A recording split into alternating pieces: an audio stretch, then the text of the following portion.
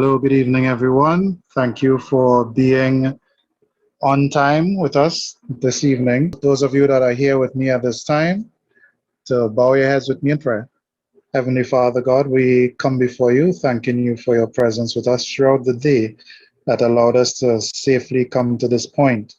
Even now, Lord, we ask for your Holy Spirit to take control of us, that as we continue in this space, we will learn, we will gain information, we will gain knowledge that we can even share with others and be edified ourselves. We pray, Lord Father, that all the participants this evening be able to join, that the technological systems hold, and that we all can leave here having said that we have learned and gained the knowledge that you want us to. We thank you and we praise you in Jesus' name. Amen. Yes, so welcome again to those who are in, to those who are on their way. I just wanted to want us to consider that the success we can experience in restoring diseased land to health and reaping a harvest resembles what God can do in our hearts. And so this short note comes from Bible Commentary, Volume 1, pages 1112, and it reads, men were to cooperate with God in restoring the diseased land to health, that it might be a praise and a glory to his name. And as the land they possessed would, if managed with skill and earnestness, produce its treasures, so their hearts, if controlled by God, would reflect his character. And so we have an opportunity this evening, not only to think and ponder on the immediate, which is how to restore the diseased land to health through organic farming, but we have the greater blessing of being inspired by the knowledge that this is what God wants to do in our own hearts. So friends, even at this point in time, welcome to this session. And I invite you now to share where in the world you are from in the chat below. Fantastic. So we've begun, and Tobago is in the house, big time. The capital of paradise. Tobago. Carapo, welcome. Okay, Four Roads Tamina from Sangre Grande. Okay. Sister Marilyn Brown. She's from the UK and in Jamaica presently. Sister Beverly from Trin City, Tunapuna, Movan. So we're coming from different sections of the globe, and you can keep it coming as you come in. But we thank God that he is everywhere, and the skills that we are going to learn today is going to edify us anywhere and everywhere we go. So I'm going to hand you over now to Brother Mark Buckmeyer, who will introduce our guest speaker for this evening. Good evening again, everyone. Mr. Charles Smith is an agricultural safety specialist. He has been in the field of health and safety for the past 10 years and holds a Master of Science degree from the University of the West Indies in Occupational and Environmental Safety and Health. He also holds a first-class Bachelor of Science in General Agriculture from UE and has been in the field of agriculture for the last 17 years. He manages his own consultancy business called GroSafe in Tobago. And now we would want to hand you over to Mr. Charles Smith. Thanks, Mark. Thanks, Celeste. I hope everybody could hear me clearly this evening. Welcome. I'm hoping that at the end of this exercise that we'd know just a little bit more about agriculture. And I'm told that we are hoping to, most of us in some way want to do some type of farming, some type of living off the land, some kind of organic something, moving to some country living, something to do with agriculture. And so I hope that at the end of this sharing session, because we'll both share, that we could all grow in our knowledge of agriculture and what we can do to sustain our lives regardless of what happens. Now, I know that we are all at different places with respect to the learning curve and agriculture, so I'm going to try my utmost best to keep things as simple so that we can all understand and appreciate.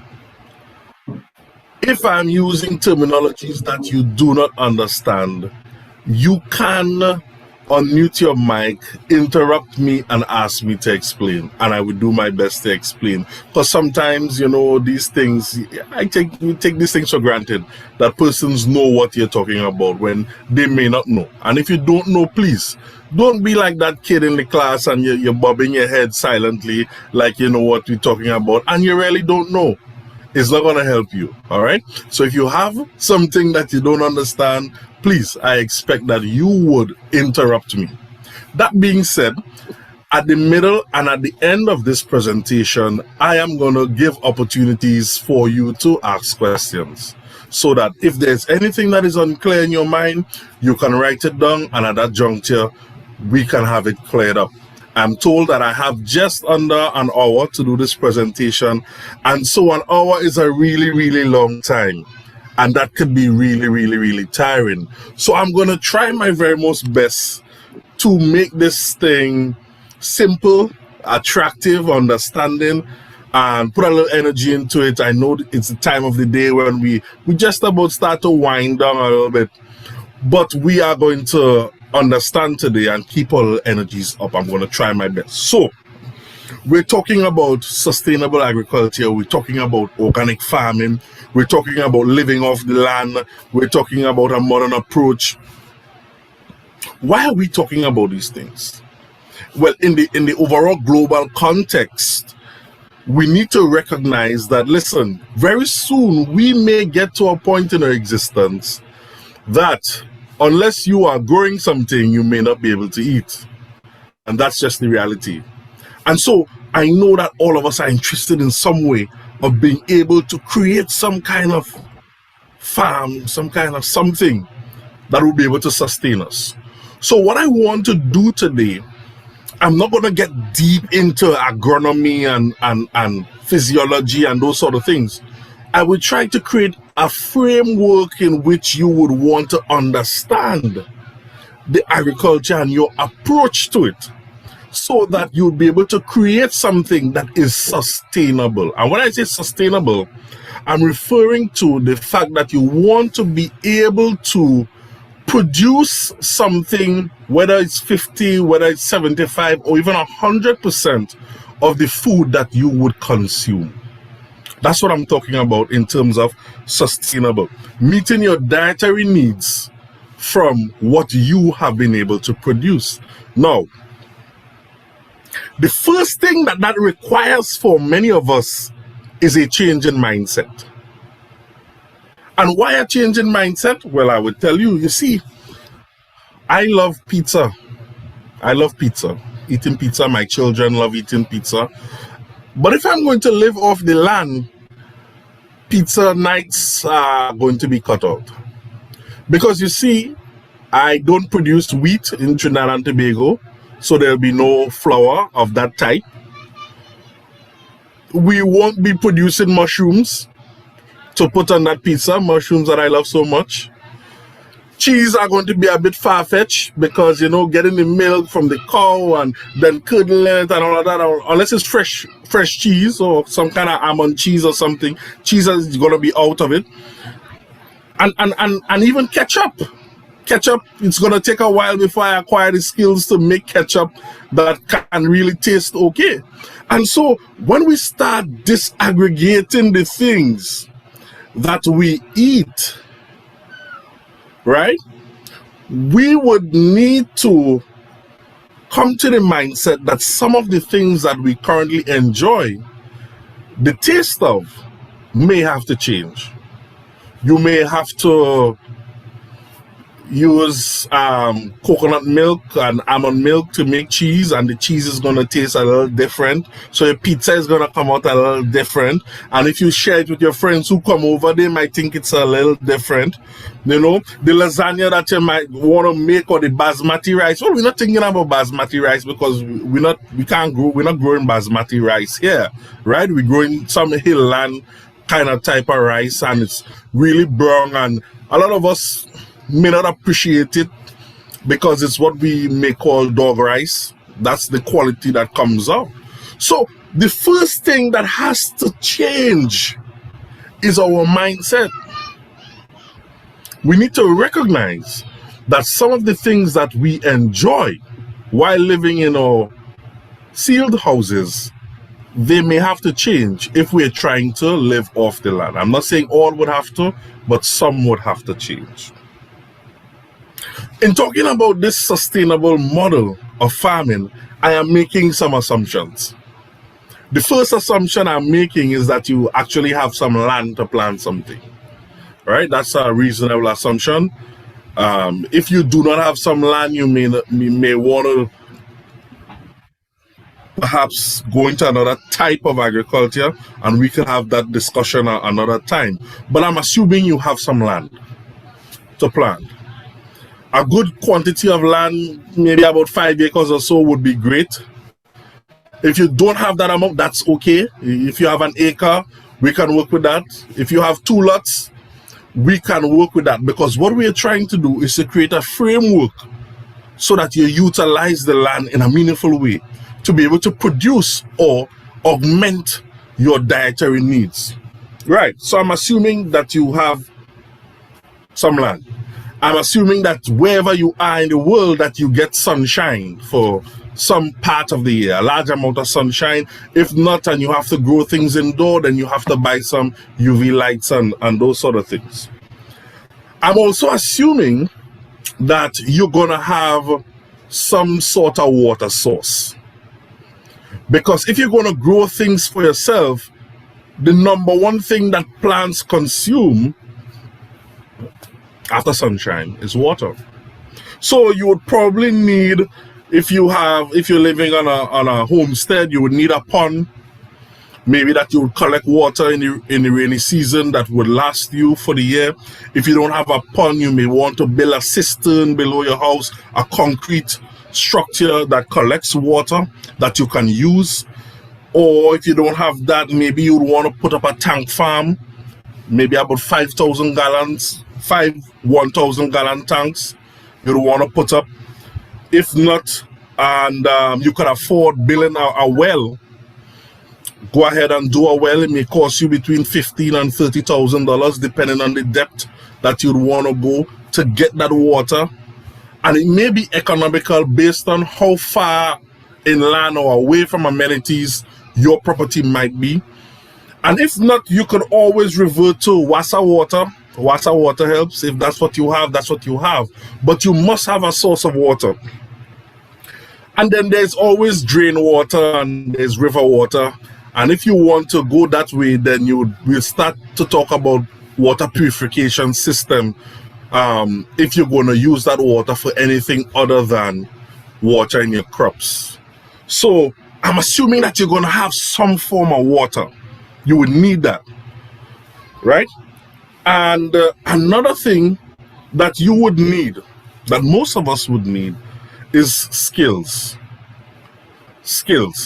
And so before we can do much? That's a good question. You'd want to have a pond approximately the size of 5,000 square feet, which is about one lot of land for a 5-family, right? And I'm assuming you have like 2 adults and 3 children, and that would be just fine. And if it's a 5-acre lot, one lot of land, which is 5,000 square feet, would be sufficient for a pond to support that family. Now, one of the things that you can do if it is a pond that has a water source in it, like a spring or a river flowing in and out, is that you could also go into aquaponics. You could grow fish to supplement your diet if you're not vegetarian. So that is also an option to supplement your diet. You can grow fish in your water. Right. So we're talking about some of the skill sets that we would need to acquire to be able to be effective in managing a farm, right? Some of these skill sets would include plumbing. Anybody could be a plumber. Plumbing is like the easiest thing to do now that we have PVC and we have fittings, okay? And just a cursory reading online, you could be a plumber, buy pieces of pipe, stick them together, understand how it works, and boom, you're a plumber, right? You may not be able to put in a kitchen sink or a toilet or those sort of things. And I know that the hardwares are closed right now, but they are going to get open and you would be able to be a plumber. If you don't have PVC and those sort of things, then it becomes a little more ticklish to move water around. But in some settings, people use bamboo. They would cut the bamboo perpendicular, and on the inside they would cut out and make a kind of pipe using the bamboo to move water around their lots. Also, they would use trenches and drains, and they would pump the water to move it around their land as they see fit, right? But a PVC pipe, and it's cheap, right? And yes, we are allowed to cut bamboo. At least where I'm from in Tobago. I don't know where exactly you are, but yes, we are allowed to cut bamboo and we don't have to go to the EMA for permission. So you need some plumbing skills. What you would also need, because irrigation is important, you would need some electrical skills. Because some of the things, you need a cursory understanding of electricity and how it works. Right? And of course, you could hire someone to do those sort of things, like if you want to automate your irrigation and those sort of things. But you would need some kind of electrical skills or to understand how these things work. You'd also need some kind of small machinery repair and operation skills. So you may be able to operate like a brush cutter to maintain your weeds, a chainsaw to take down trees and those sort of things. You may also need to be able to repair these things or do basic repairs on these things. You may also need to be able to operate a small rotavator to harness your land, the topsoil, as best as possible. So you would need that skill.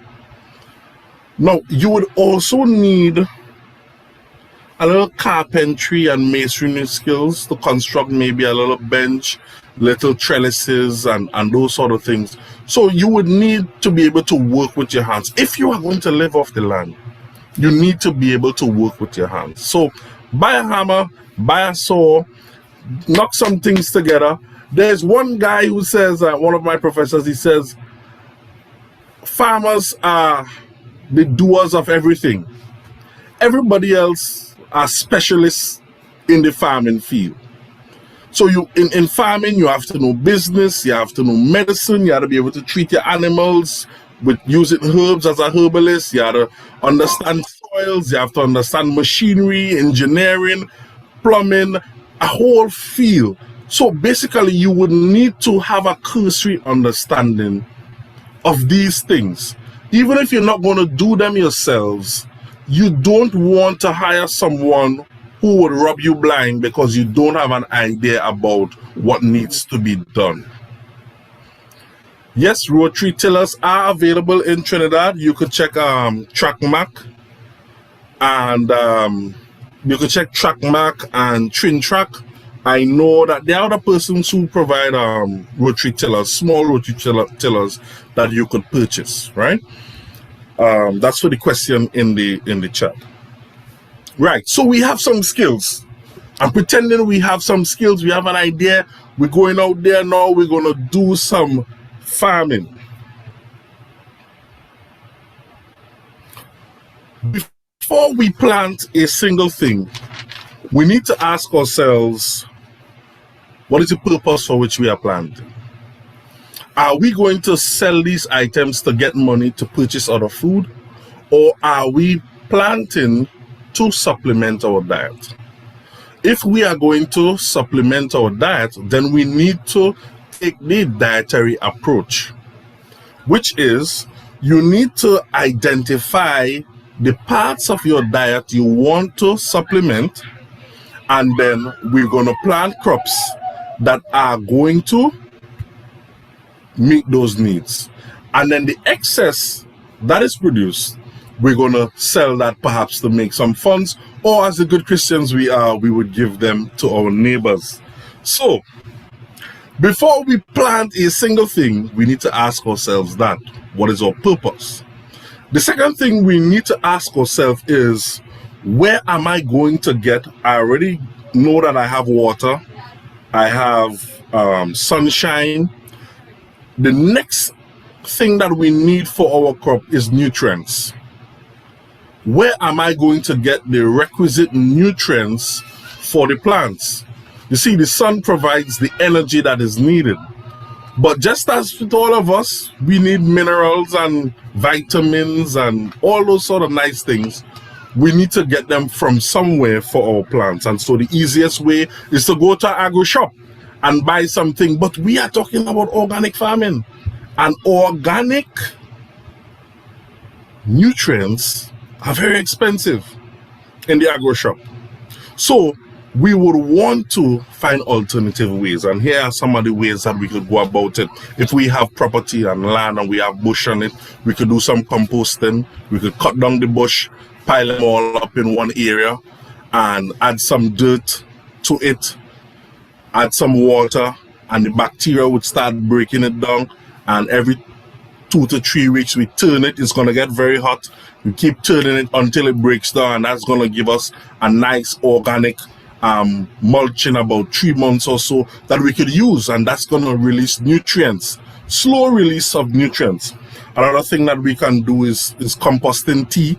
Instead of throwing away food and all those sort of things, we could throw them into a barrel, get a big barrel, we throw them in, and it's going to smell really horrible, and we're going to fill it up with some water, and over time it's going to start to break down, and when it stops smelling terrible, then that tea, that water, that liquid would be full of nutrients that you can give to your plants. Don't throw it on the plants direct, you throw it at their roots, and that would give you a lot of nutrients there. Another thing we can do is vermiculture, which is we're going to get some organic matter and we're going to throw some worms, those little red squiggly worms.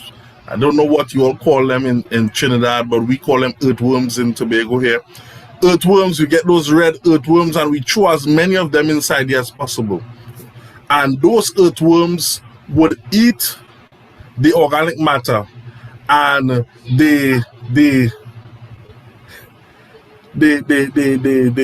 is that called? The refuse that they put out, right? That of itself would be rich in nutrients, and that could be used as a fertilizer, if you please, for our crops. We could also use ashes if you want. You could, when you cut down your virgin land or whatever and you pile up this stuff, you could just light a fire and burn it all up, and then you get ashes, and you use that ashes. And yes, you have to put water in your compost, right? The bacteria needs water. So yeah, and you get ashes, and ashes is one of the things that has a lot of nutrients, rich in potassium and phosphorus, and so you throw that into your crops. That'd be great. Another things that we can do is manure. If you have a sheep or a goat, or if you have maybe some chickens, they produce their feces and stuff, and you use that, you pull it together and you compost it with some other leaves and stuff, and you get manure. And you could use that from animals if you want to have animals integrated in your farming system. Another thing that you can do is, and right now it's in season, you could go to the beach and pick up some sargassum. Get some sargassum, put them in some crocus bags, take them back to your farm, throw them out, run a lot of water on them because they're going to be full of salt, right? And then you're going to add some dirt to it, and you put some water on it, and you turn it every 2 to 3 weeks, and in about 3 months time you have an excellent organic matter that would provide a rich amount of nutrients for your crops. And so there are many ways in which, what is sargassum? Sargassum is that brown seaweed like thing that is washing up on the shores of Trinidad and Tobago currently. So if you go to Manzanilla right now, the Manzanilla stretch, you would see that sargassum on the beaches lying in there. In Tobago, you would see it coming in from the Atlantic Ocean. You won't find it on the Caribbean seaside so much, but on the Atlantic Ocean, it comes in. And that's why it's available pretty much from about the tip of Toko right down to Guayguari. On along the beachfront, you would see that brown seaweed just floating in, and you can bag that and use that, compost that to use as organic matter. Let's take a pin for 10 seconds. There's something that I want us to do. If we have pen and paper, I want you to write your plan. If you're not into organic agriculture already, or if you're not into sustainable agriculture, or if you don't have a living off the land plan, I want you to write your plan while we are going through this session. So you start off by saying, hey, why am I going to get into this? Is it to sell? Is it to supplement or diet? If it's a supplement or diet, you need to know how much of your diet you want to supplement. 10, 15, 20, 100%. I want you to write that down. I want you to state how much land you have. I want you to also state where you're going to get your water from, so that you're certain that you have a water source. I want you to make a decision as to what approach you're going to use to get nutrients for your crops. And once you have done that now, as we're going along, we're going to move to the next step, which is looking at pest and disease control. Pest and disease is one of the major things we're going to experience. I know we haven't even started talking about our croppers yet, but we're talking about pest and disease control because this is critical. A lot of persons get frustrated. A lot of farmers give up. A lot of persons just throw in the towel because pest and disease are rampant. And I'm saying to you that this is a prediction from the Bible. So we know that it's going to exist. There's going to be pestilence. But you must be prepared and have an understanding that it will come. First of all, it's not an if or a but or maybe. Pestilence are going to come. So the pestilence are going to come. So how do we deal with them? So I'm going to share with you one of the principles generally that is used in organic farming to deal with pest and disease. And if you're going to spend a little time perhaps reading online or searching in books and stuff like that, you would see these general principles coming through. Plants that have an odor attract and repel different insects. The number one pestilence is generally insects. Plants that have an odor will attract or repel different insects.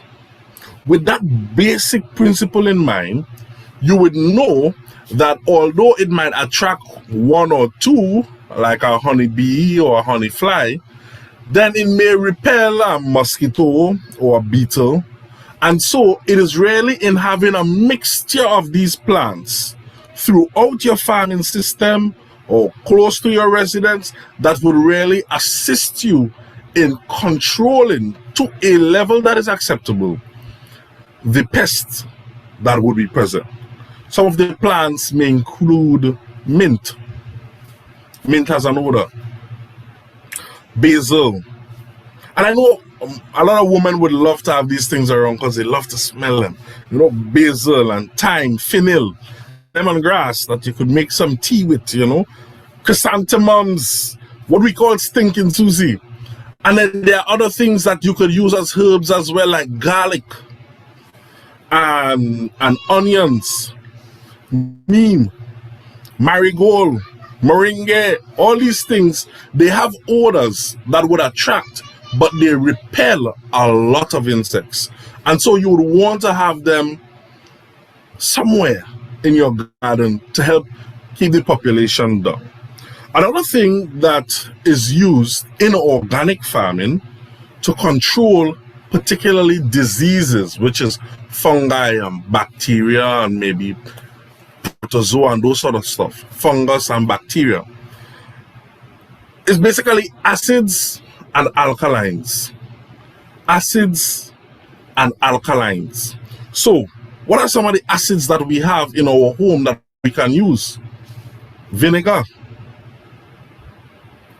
What about garlic and onions as repellents? Yes, those are excellent repellents.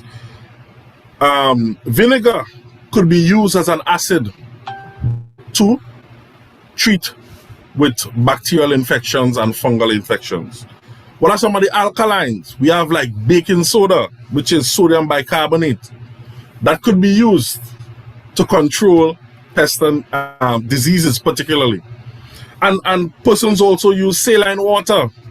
Put a slight amount of salt in the water to control diseases. And the thing is, we should know this because those things are antibiotic things that we use even for ourselves or to treat animals. So these acids and alkalines, yes, baking soda would be considered organic, right? Sodium bicarbonate, it's a natural, well, let's not get into that. So yeah, so these are some of the things that could be used. In fact, uric acid, which is urine, some persons use that to control pest and disease within their crops. They would collect urine in a container and let it stale, and then they use that and they spray it throughout their crops, and that also controls pest and disease. If they don't want to use that, then you could buy the commercially available urine, which is urea, right? Whose urine? The people, the adult males, they collect it in a bottle somewhere, right? I know that the East Indian community, who Hindus, they also collect urine for other uses and stuff, right? But basically, people do those things. And somebody is saying, oh my, in the chat. No, I didn't mention earlier that some persons actually, as a source of nutrients, they use human refuse, human feces. They compost that and use that to be a source of nutrients. I don't really subscribe to that because it can do more harm than good. The E. coli load and those sort of things is dangerous. It's really ticklish unless you have that skill, you know, to balance those things. You could be setting yourself up, particularly if you're growing crops like sugar cane and crops that would easily transfer this E. coli, even watermelons and those sort of things, and then leafy crops. It's something to stay away from, right? And so I would suggest the same thing for urine. If you don't have that skill set, please don't. Nobody wants to eat something, a lettuce smelling like, all right. So nice. So we have acids and alkalines that can be used to control pest and disease. I see your hand, Tyrone Joseph. You can go ahead, ask your question quickly.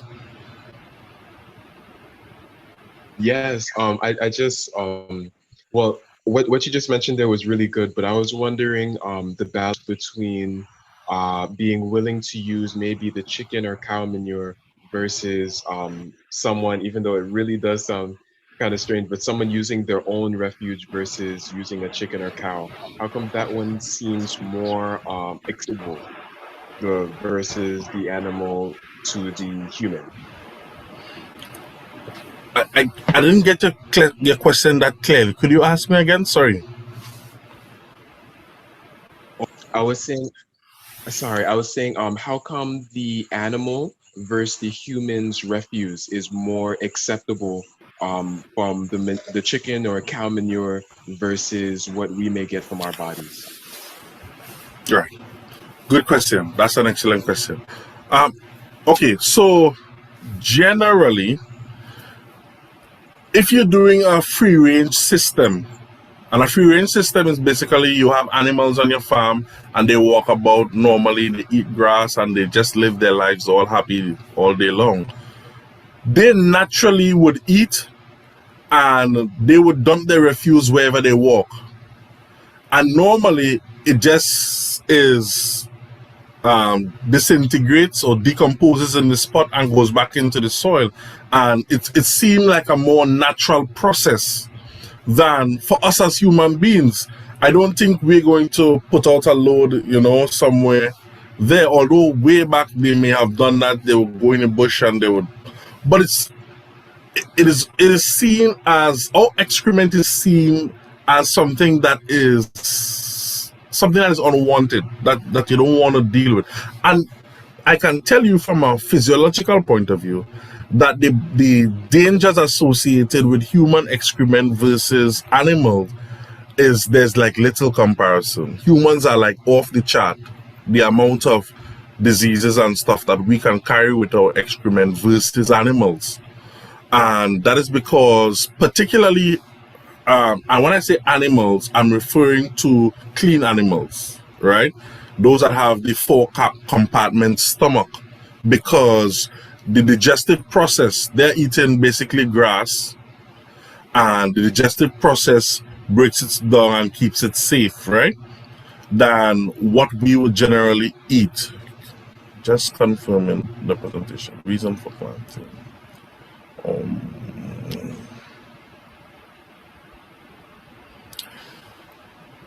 Well, number 4 is not really manure source, it is really a nutrient source. So it doesn't have to come from manure. You could do composting of just leaves and those sort of things. Or you could purchase organic fertilizer if you want. But you need to develop a source from which you're going to get nutrients. You could also use ashes from stuff if you just burn them and use them, all right? So you need to develop a nutrient source. You also need to decide on what you're going to use for pest and disease control. The little plants that you would want to use for that, as well as the alkalines and acids. Some things that we could also do. We could use animals for pest and disease control. For example, and I know a lot of the ladies may not like it, but you could have frogs in your farm. Random frogs throughout your farm, and you encourage them to be there and to live, and they would reduce the amount of pests that are there. Another thing that reduces them as well, birds.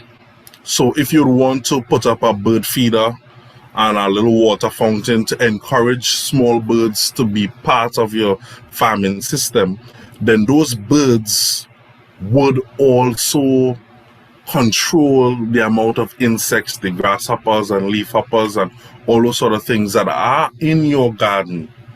Those birds would assist in controlling them by you providing a safe space for them to be in your garden.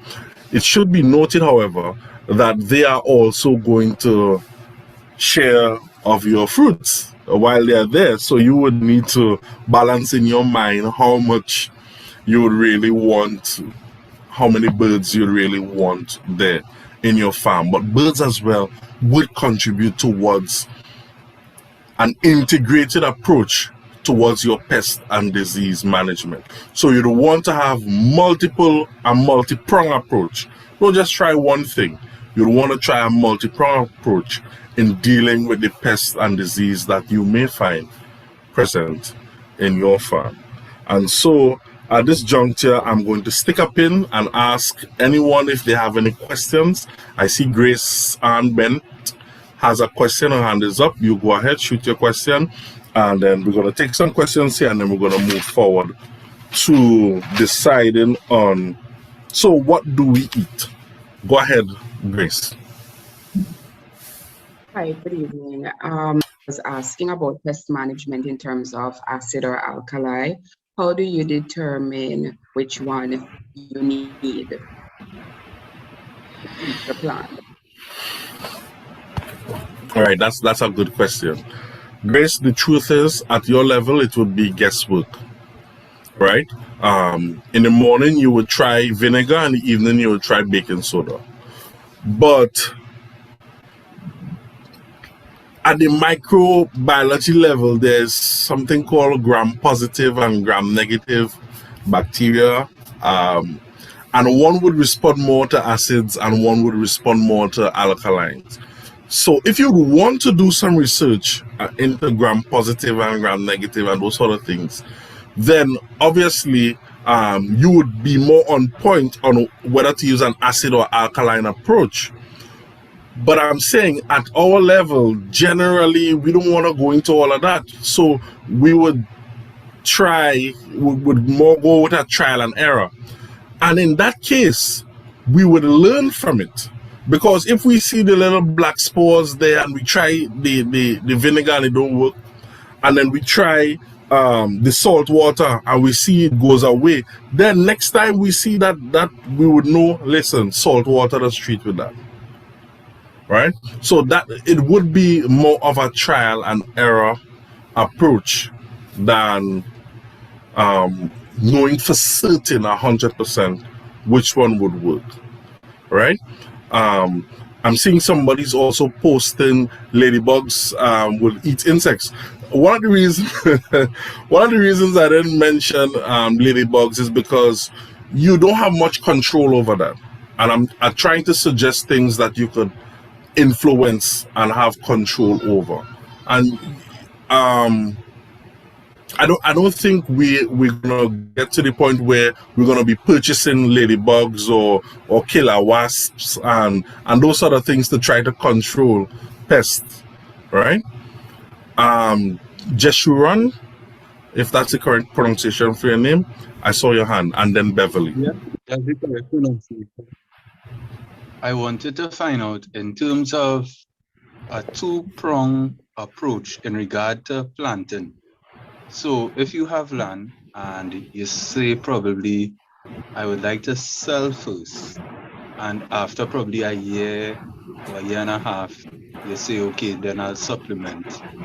How is that balance? Like, is it like if it's a year, so you do crops, sell 1 year, and then after you could supplement your diet based on what you said?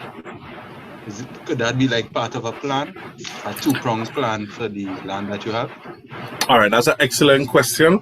And that question is going to be answered in the next part of my presentation.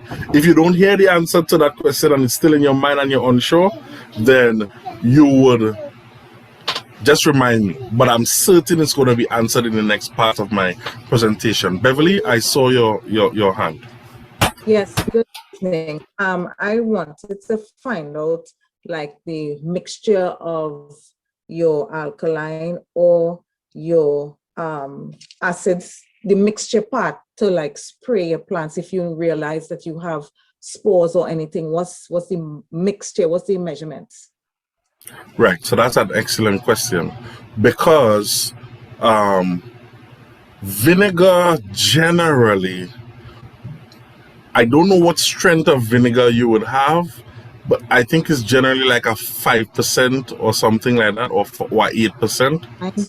I think it's 9%. I think 9? vinegars. 9%. Yeah, and then there's also an industrial strength, but I think you would generally have the strength that you purchase in the supermarket. And 5%, right? So somebody said 5%.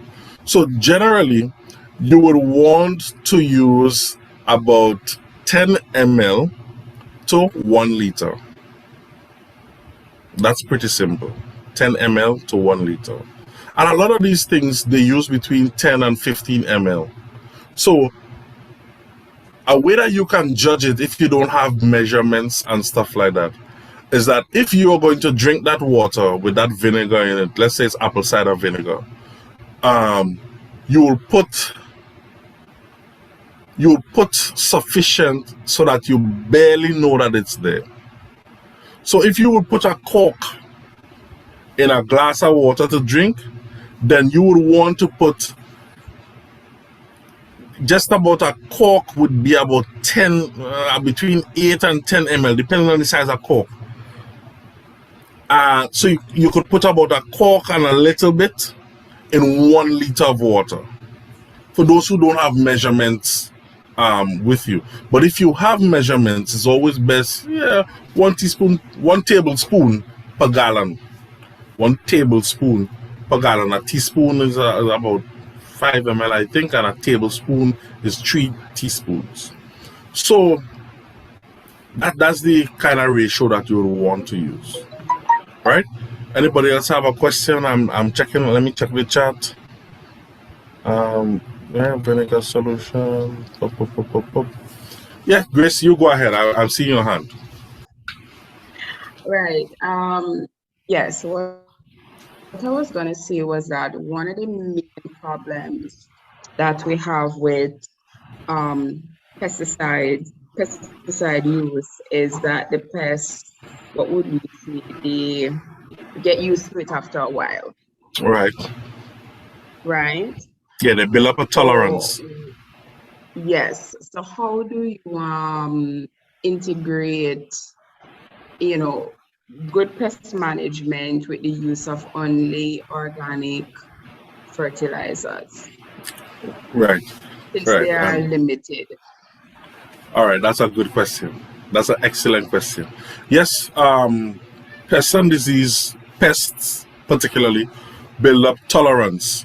And that's why I would have suggested that our approach to pest management should be multi-pronged. And that is, if you could get some birds, frogs, those sort of things inside, that'll be great.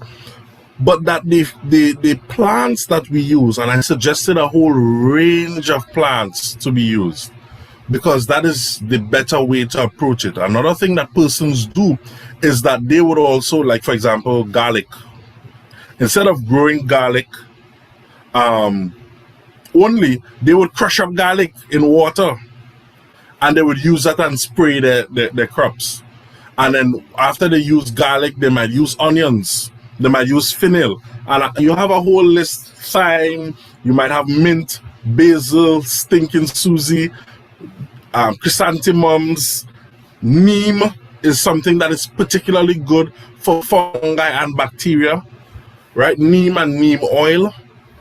So they would try to use a range of plants, odorous plants, to control, because when you use the range, is less likely that the pest or the disease would build up tolerance.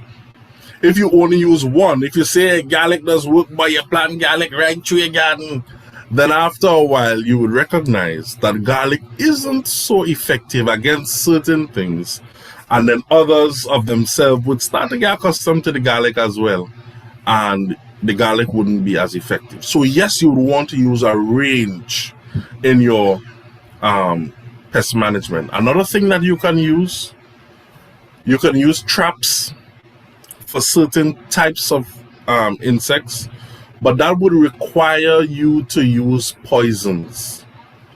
And so, for example, let's say you want to go cook coconut. The coconut has a particular beetle, the palm beetle, that attacks them and kills them when they get to the adult stage. And so particularly for coconuts, you would want to build a trap. And in that trap, you would grind up coconut husk, you put it in there, but you would have to use a poison, like 7, to kill the beetles. Or you build the trap in such a way that when the beetle goes down and inside of the trap, it can't come out. And then you would still have to either empty it out in a fire or do something to kill the beetle. So yeah, you can use traps as well to assist, but generally traps would only work for a specific pest. Whereas if you use the plants, they would work for multiple multiple amounts of pests. I see your hand, Camellia Jones. How often do you apply things for pest control? Because I have a various amount of plants, basil, Sigil, Susie, all of that, fever grass, all of those different things. But especially Pactroy, that's my struggle. They still trying to bite it. So I wondered, I do use neem oil, but I'm saying, how often do you apply it in order to get the desired effect? Sometimes it's good, sometimes it's not so good. That's a good question. So that's a tough question, and I'll tell you why. Generally, you would try to look at the pest load, how many pests that are there present. That would influence how often you would spray. You would also, if you're spraying therapeutically or as a prophylactic, if you're spraying, let me change that. If you're spraying before you see any pest and disease, or if you're spraying to treat pest and disease that are there, it would vary. So for example, if you're trying to spray to prevent the pests from coming, once a week, if you're doing a leaf crop, might be sufficient. Or if you're doing a fruit crop, it might be every 10 to 12 days or twice or once every 2 weeks.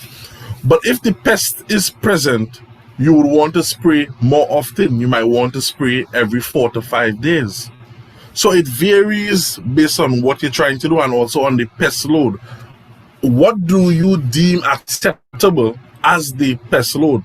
Now, I might say, if I'm growing pak choy and I'm growing it for myself and for my home, if I have 2 or 3 beetles, Ceratoma beetles eating holes in it, a couple holes, they're not gonna kill me. I cool with that. But if I'm going to sell it, then I know that persons may not appreciate 1 or 2 or 3 holes in the pak choy, and so I might have to spray my neem oil more often. But then if you keep spraying the neem, then you get an odor in the pak choy, and people, when they come and smell it, say, nah, boy, something wrong with that, but you must lace that with something. So you have to use your judgment, and it comes from your skill and experience, right? It does require some experience to determine how often you would treat. But I would suggest every 4 to 5 days, and that you rotate what you're using to treat crops like that. I see holes mean that I can eat it cause pests eating it too. Grayson, it doesn't mean that, that's a misnomer. Especially if you're purchasing it, right? I'll share with you an experience of mine. When I was working as an quality assurance officer with NAMDEFCO, National Agricultural Marketing Development Agency, they have a farm certification program. And so I was an officer. I would go around and check farms to make sure that they are compliant, right? And I had that same notion. But farmers, when they see 1 or 2 little holes there and they know it's time to harvest, they still spray the crop. Some of them still spray the crop with pesticide, knowing that they're going to sell it to somebody. And so you end up with high levels of pest residue, because I used to do residual testing on crops. And I can tell you that out of certain farms in Trinidad, particularly in the northern area and in central, we have high levels of pesticide residues. And that is because when they see the little holes and they say, hey, we can't take a chance, then they would spray, right? And that could, yeah. So not because you see some holes in it means that it's eatable or edible. It could mean that the farmer just sprayed it. All right. So that aside, I see here 2 more messages. Coquerico, a cage with bait like pawpaw, etc. Yes. What about insect netting? All right, so insect netting could be used. Insect netting could be used if you're growing a 1 plant and a 2 plant or 5 plant. But if you're going to produce at a level where you're going to sustain your homes, or that you're going to do it commercially to sell, then insect netting is costly and prohibitive. It becomes costly to build a net to protect the crop. It becomes too costly. And that's the challenge with it. But if it's just for your home, then yeah, you could do that in your spare time. You use some PVC and you make a square, a box, and you put the netting over it and you protect the plant and everything is nice. But if you're going to do it commercially, that's going to be tough. We have corn growing, and a few days ago, insects have started eating the leaves. Some of the leaves have started dying. Although the ground is damp, what can we spray them with? Well, first of all, we'd have to assess what is really eating the leaves. One of the major pests that we are faced with in Trinidad and Tobago is bachak ants. And bachak ants does eat corn leaves. It eats almost everybody. Citrus, avocados, whatever, except perhaps coconuts also. I don't know what is eating your corn leaves. If it's a worm or corn worm, or if it's a bachak, if it's a mold, whatever it is. So if it's bachak is one of the hardest things to deal with in an organic setting, because you basically have to follow the trail to their nest, and when you find the nest, you have to light a fire and burn it down. Right? So some gasoline, if you use that in your organic setting, and light a fire and burn the nest. Put some wood over it and burn it down. But if you're going to use insect baits that you purchase commercially, then you would want to use something with fipronil. And it basically is a bait that you put in the track where the bachakbas walk, and they would pick it up. And once you put sufficient, they would take it to their nest, and it would kill the entire nest. Right? So that's how we deal with it in the commercial setting. In the organic setting, you have to do some work to get it done. And usually, if it's a huge nest, you're going to put yourself at risk. You're going to have to get down into the earth to get out all the bachak and light a fire and hope that you get most of them. All right? But I'm not sure what is eating the leaves of the corn. But if the corn it's in the tasseling stage, then it shouldn't be too much of a problem.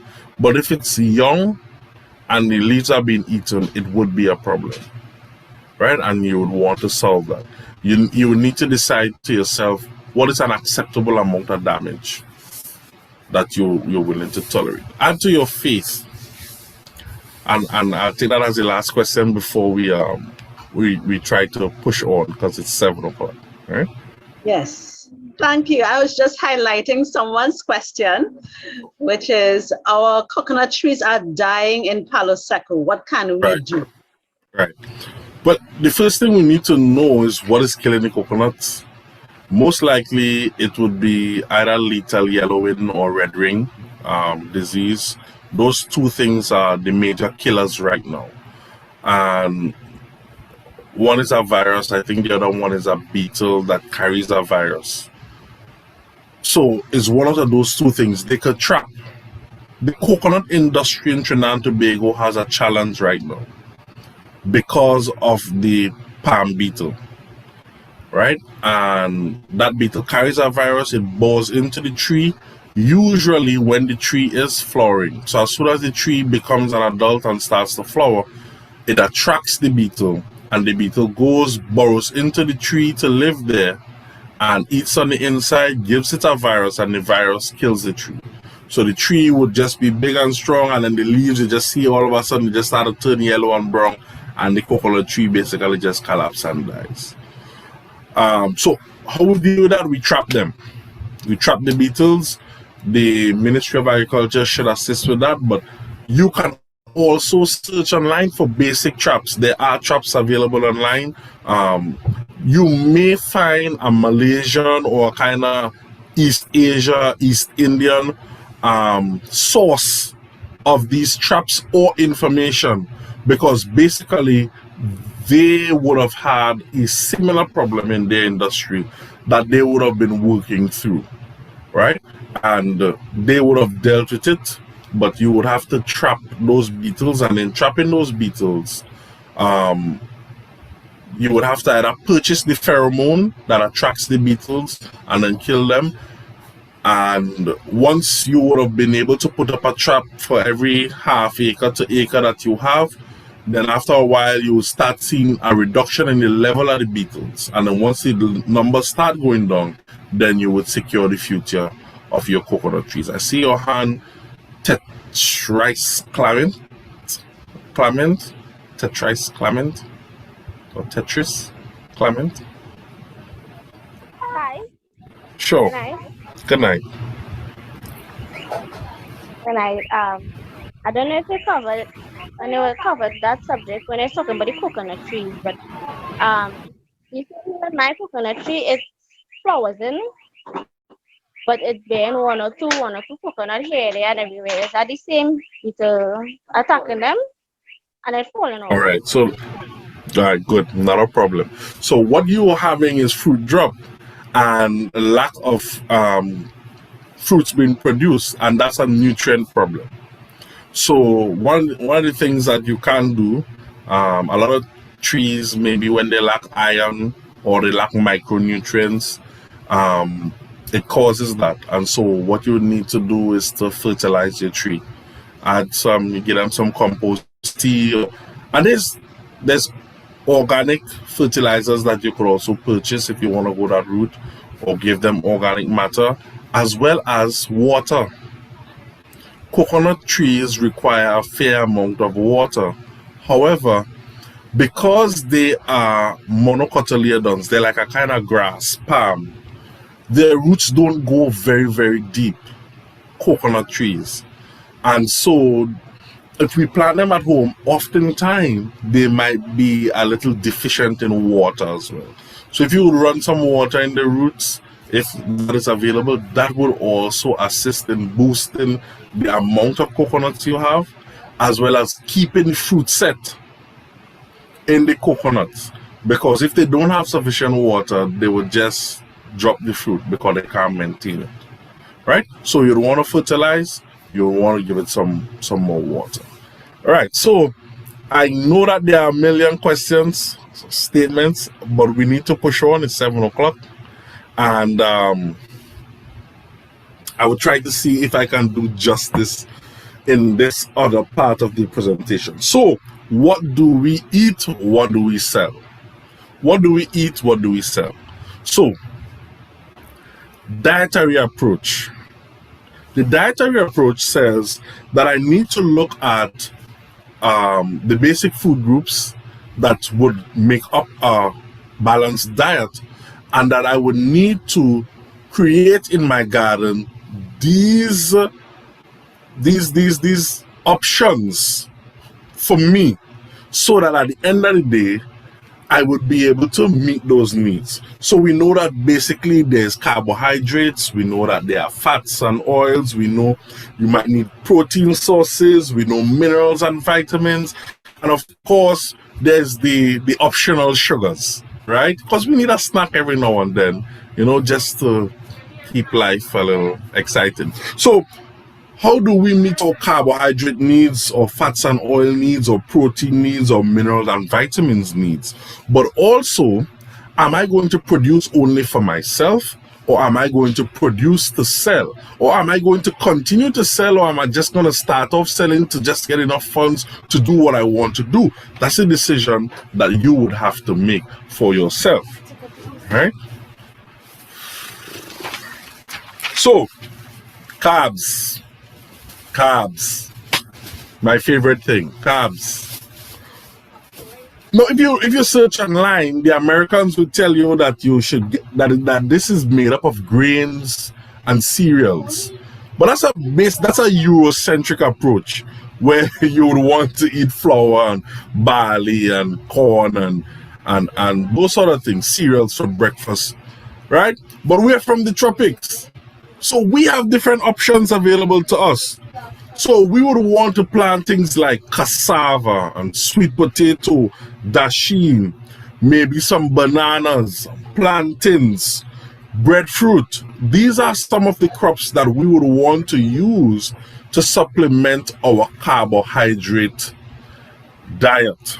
Now, if I have a 5-member family and we're going to eat cassava maybe once a week, then my question is, how much cassava would we really need to eat cassava once a week?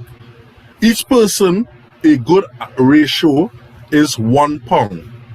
We need 1 pound of cassava per person, right? And that's unpeeled. When you peel and it will come down a bit, but 1 pound of cassava. 1 whole of cassava, which is 1 stick, 1 in ground, could give you easily 10 pounds of cassava. So 1 whole of cassava could give you 2 weeks of food. 2 wholes of cassava would supplement you for a month for a 5-member family. But here's the thing, in the agronomy of cassava, it takes between 6 and 8 months for the cassava to get to maturity. So the question is, how much cassava do I need to plant so that I always have cassava to eat every week? Now, anybody can answer me if you wish. How much cassava I will need to plant?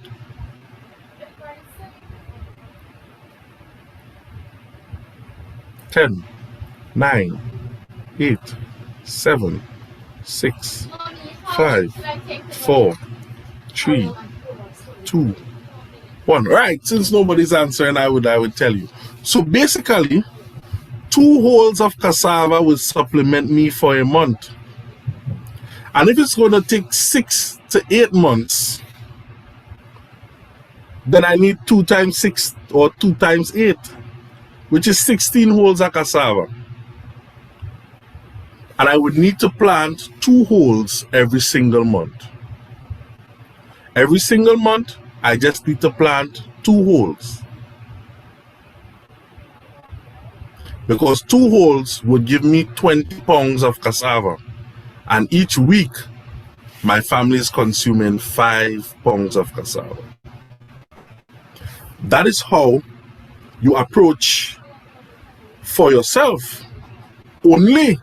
But as Christians, we would know that we have to plant enough to share with someone else. So you would not want to plant the bare minimum 2 whole of cassava. Who going outside to dig up the ground just to plant 2 whole of cassava? Come on, man. So you would want to plant perhaps 4 or 6 or 8, so that you could also do other things with the cassava. You may want to grate it and make cassava bread. You may want to make a cassava porridge by drying it and making a flour and make porridge. You may want to supplement the wheat flour that you purchase and put some cassava in there. You may want to make some farine, whatever it is. So you will need more cassava. But if you're going to make these products that require dried cassava, then you will quickly realize that you have to plant way more cassava than simply 2 wholes per month. Because anytime you dehydrate a product, you need a lot more of it to get the same bulk. All right?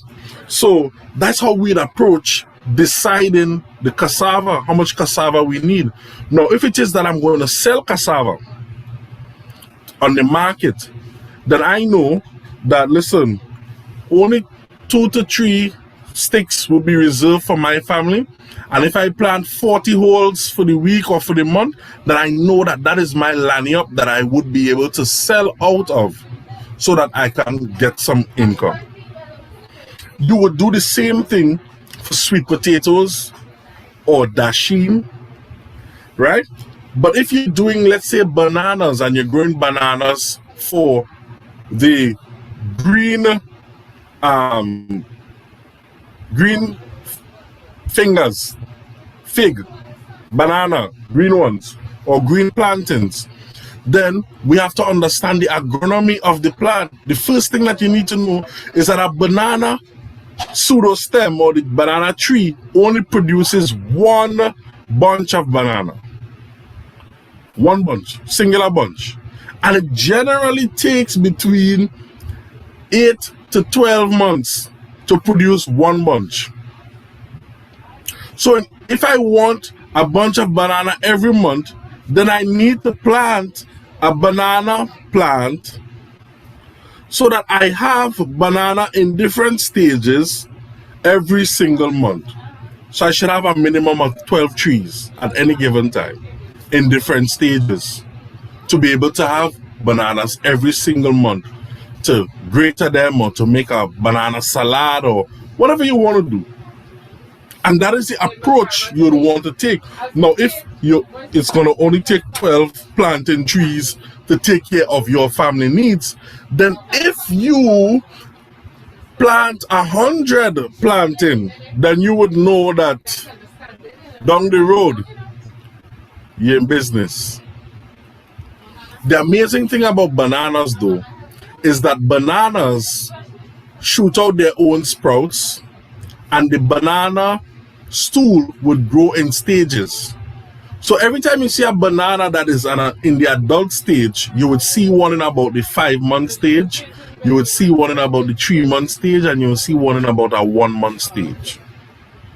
And so amazingly, they produce the following sucker that is coming up. So you don't need to replant after you would have planted for 1 year those 12 plants. You don't need to replant. The banana would automatically regenerate itself. You would just need to pull down the dry branch, chop it up, and put it in the roots to create organic matter. And when the banana pseudostem is finished bearing, you would want to chop it up and put it in the roots to restore some of the nutrients to the soil so that the other banana stem that is growing up would also have nutrients to produce more bananas. And so you would just have bananas, a lot of bananas, right?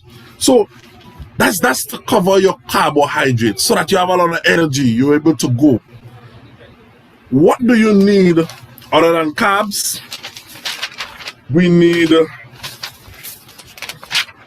fats and oils. The thing about fats and oils is that it takes a while to get those crops generally. Fats and oils are found mostly in nuts. So if you have almond nuts, if you want to grow peanuts or buy your peanuts in the store, but nuts, if you want to grow a Brazilian nut tree, they are so nice, right? So Brazilian nuts, you could get that. But one of the consistent things that you can use to get your fats and oil is also avocados or coconuts. Coconuts are perhaps the best source because you could get it consistently every month.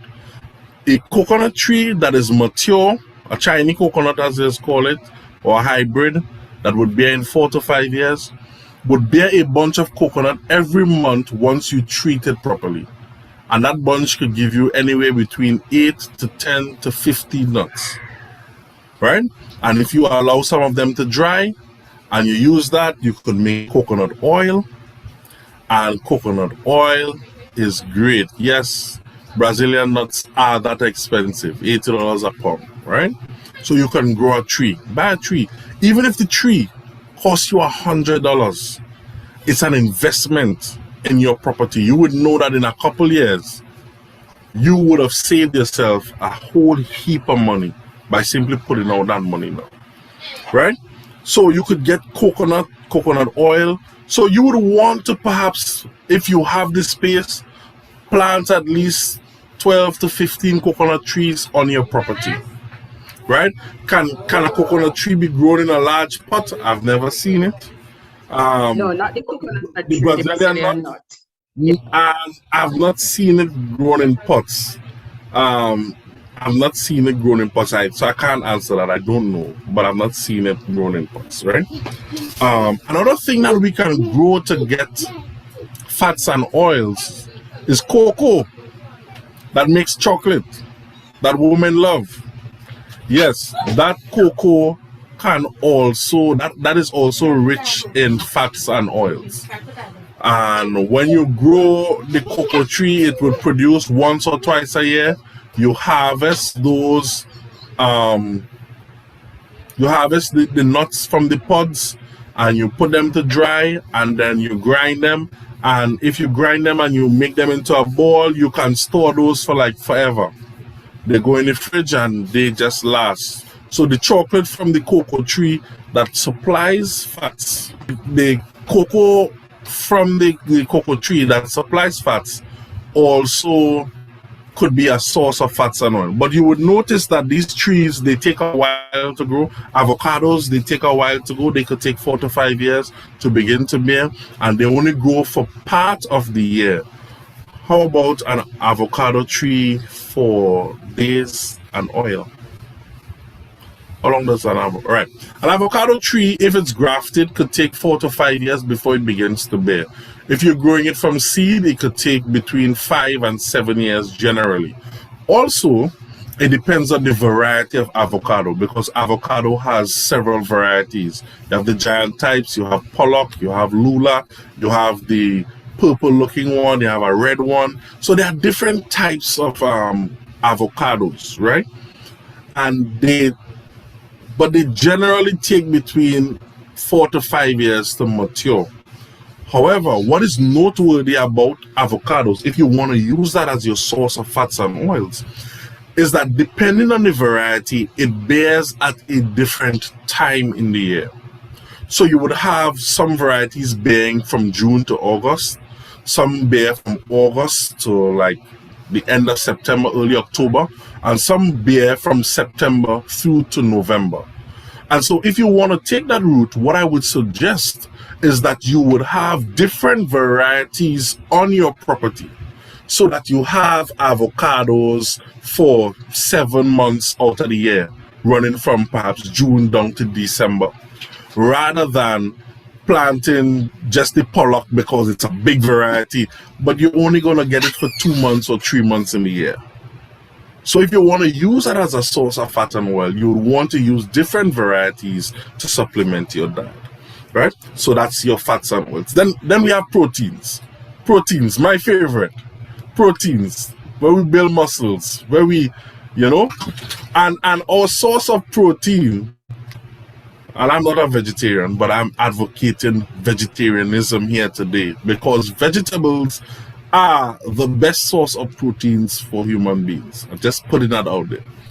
And we can find proteins in kale, in bhaji, in spinach, dasheen leaves, in bodies, string beans, same. There are so many things that we can find protein in, right? That we can grow them to get our protein. Some of them are leaf crops, some are legumes. Leaf crops, legumes. Some persons think that we only get protein from beans. That's not accurate, all right? And we know why that's not accurate, obviously, because if we have animals, let's say like cows and those sort of things, and yes, they have a different type of stomach, but they eat grass, they get protein from grass to get big and strong. So there must be protein in plants and in leaves, all right? And so the question is bioavailability, how much you would need to eat to get the amount of protein. So if you ever see someone who truly lives off of the land, they're never obese, they're never overweight, they would never ever be overweight, because they're going to extract just the amount of protein and fats and oils that they need. And based on their workload, because it's a lot of work, I'm being honest with you, it's a lot of work as well, then you would see that you would be a lot healthier going to a plant-based diet to get your source of proteins. So we could plant kale. We could plant Baji. And when I say Baji, I mean Amaratus dubius. I think that's the scientific name, right? Some might call it spinach. Spinach, green leafy crops, they have protein in them. They have about 14, they vary between about 12 and 15% crude protein, but they have about 14% in most of them. And in a lot of peas, trust me, when you check it, it's only like 8% protein or 9, maybe 10 if you're pushing it for some of them. So you could actually have more protein in leaves than in the seed. So we can grow these things for our protein source. Now the question is, how much do I need to grow? How much do I need to grow? You have 5 members in your family. How many times are you going to eat kale for the week? If you're going to eat kale once or twice for the week, you may need about 3 leaves per person. That's about 15 leaves. To get 15 leaves, I need about 15 plants if I'm going to pick 1 leaf from a plant each week. 15 plants of kale. And kale is a plant, once you treat it well, could grow for 4 months, 6 months. So I only need to plant kale every 3 months or so. And I need to plant about 15 plants to be able to provide for my protein source. I see somebody ask about sprouting seeds as a protein source. That is an excellent source as well, right? Sprouts. It is. I omitted that, but it is an excellent source. And if you're going to purchase seeds to sprout, you could do that.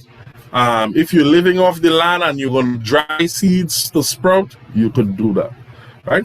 But understand that there is a protein source that we can use, and we're talking about our dietary need. So if we're going to have 15 kale plants to meet our needs, and instead we planted a bed with a whole tray, and a tray of plants carries about 100 and something, 128 or thereabout, then we have a lot of kale that we could sell or give to our neighbors as well, right?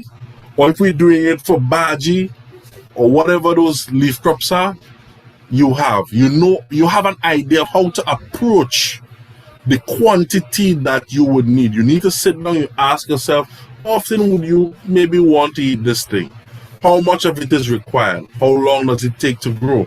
And then decide on how much you need to plant so that it can meet your dietary needs. If you're going with dasheen, which is excellent, dasheen, and you're growing it for the leaves instead of the corm, then dasheen grows for a very long time, and you could just go out and pick leaves, as you need. And that's something that you could put close to a waterway and just forget about it. You put on about 25 holes of them and just forget about it. And you will always have dasheen leaves. That is something that you can do. If you want to plant for the seeds, like body beans or string beans or same, then you would want to have a trellis. What's a trellis? The easiest way to think of a trellis is something for the plant to climb up on and live.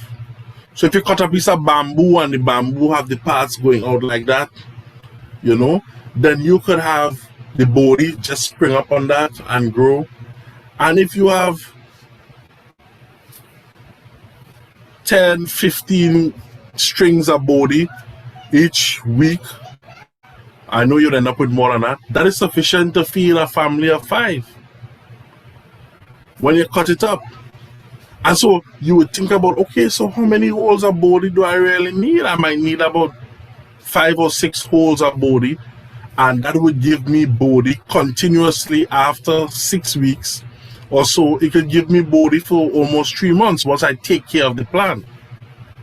And so you know that you have body for a long time, and that will be your protein source, also a very good source of fiber. So that is how I would suggest we approach deciding what we're going to plant. Now, if you want to plant a whole feed of body, then you know you're going to be selling body in the market. But trust me, it takes a while picking those beans and putting them together. All right. So we're talking about our protein source. So we have a protein source on lock. Now we need to have vitamins and minerals and also sugars or snacks. And they sometimes go hand in hand when it comes to living off the land. Those are our fruits. The fruits that we're gonna have, whether you want to have, you know, some mangoes, you know, some oranges to get a little vitamin C and stuff like that. The coconuts to get some minerals and potassium and phosphorus. If you want to have some sapodillas and pomerancs, cherries, whatever you want to have. Those are for your vitamins and minerals. And so you should really try to have a fruit each day. But also your vegetables would provide you with some vitamins and minerals. If you want to plant some okras, some cabbage, carrots, beetroots, yeah.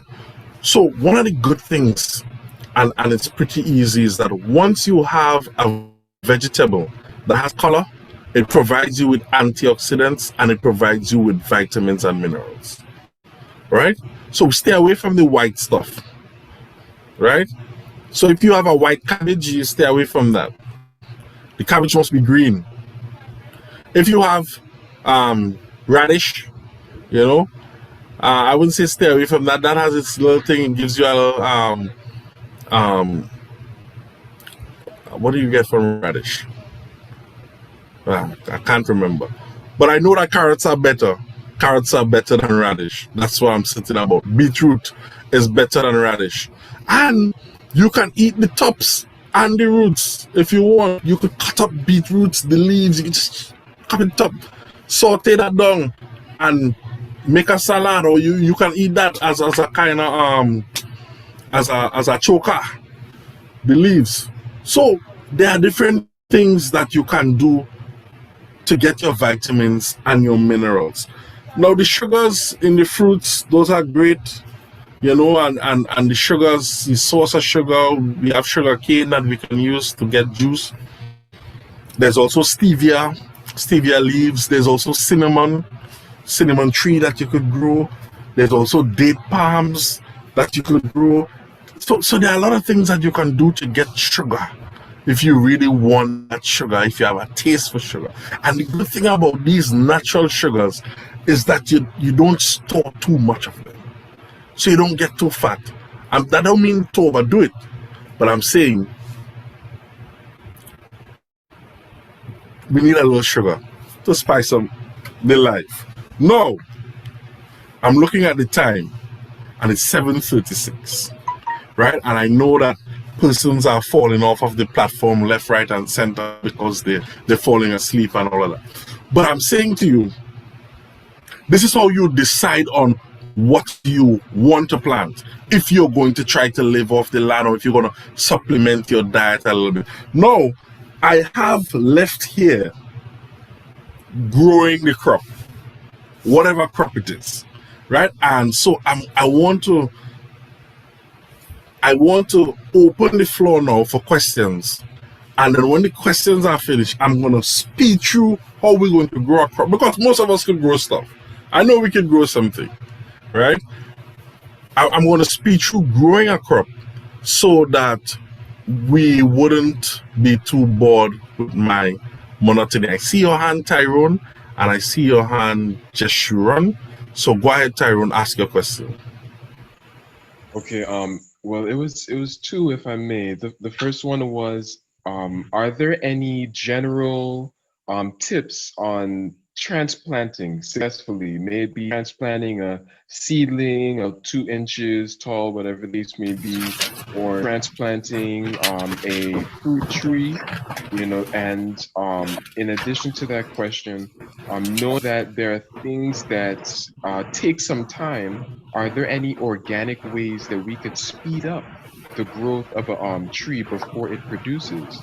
Just considering how many people in the more mass production may use chemicals, whatever the case may be, to speed it up. But are there any natural organic ways that we could speed up how something grows? All right, good question, Tyrone. Excellent questions. Excellent questions. So, general advice for transplanting, as well as how do we speed up things naturally. Now, there are growth hormones that are responsible for the rate at which crops grow, right? And I think cytokinin, gibberellic acid, and there's one other, it's escaping me right now, that occur naturally in the plant. What some persons have done is that they would harvest these properties from things like seaweed, and they would give it to the plants, and it would boost their rate of growth and their rate of maturity. That is an option. Another thing that persons do, particularly with trees, is that they would do air layering or they would do grafting.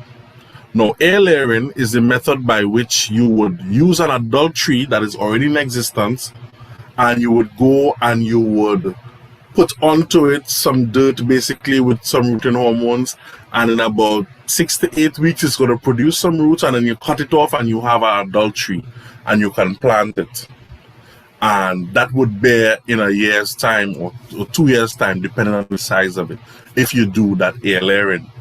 If you do grafting, which is you're going to take a bud or a piece of the plant from an adult plant and put it onto a younger plant, that cuts the time to maturity as well if you do grafting. So definitely you could have plants maturing in a year, 2 years, 3 years if you do budding and grafting and if you do air layering. But if you add in growth hormones and fertilizers to try to speed up the rate, it's only going to speed it up marginally because it's dependent on the genetic potential of the plant to be able to mature in a less time. So some of them, for example, might mature in 7 years, but if you add the growth hormones, they only mature in about 4 years, 4 to 5 years, because the genetic potential only allows for that amount of time being cut off of it in terms of maturing. So that's in terms of speeding up. Some general advice for transplanting, and this takes me into the other part of the presentation, right? Transplanting is one of the first things that you would do after you make the decision whether you're going to go with seed or if you're going to go with plant. So there are some things, for example, let's say you're growing some corn. If you want to grow some corn, you could plant the seed directly into the ground. It's called direct seeding. Or you could grow the seeds in a tray and let them germinate there, and then you transplant. One of the things that you'd want to do when you're transplanting is that you'd want to transplant late in the evening, first of all, because it's cooler, all right? And you'd want to ensure that your plant would have been given some water throughout the day. Also, you'd want to ensure that the plant that you're going to transplant would have spent some time in the sun before. It's called hardening. So the plant would have spent at least some time in the sun, getting accustomed to being in the sun before you plant it out, right? And so when you plant it in the afternoon now, you'll want to irrigate it as well. You'll want to plant it based upon the depth at which the roots basically grow. So some plants may require you to plant it 6 inches below the surface. Some may require you to plant it deeper. If it's tree crops, you'll want to plant it a little deeper. If it's a plant that is growing for its root, you'll also want to plant it a little deeper. So it depends on the agronomy of the plant itself, but you would generally want to plant it the depth based on the type of the plant. You'll also want to, so time of the day, you'll want to make sure that it's watered, make sure that it's hard, it would have hardened out.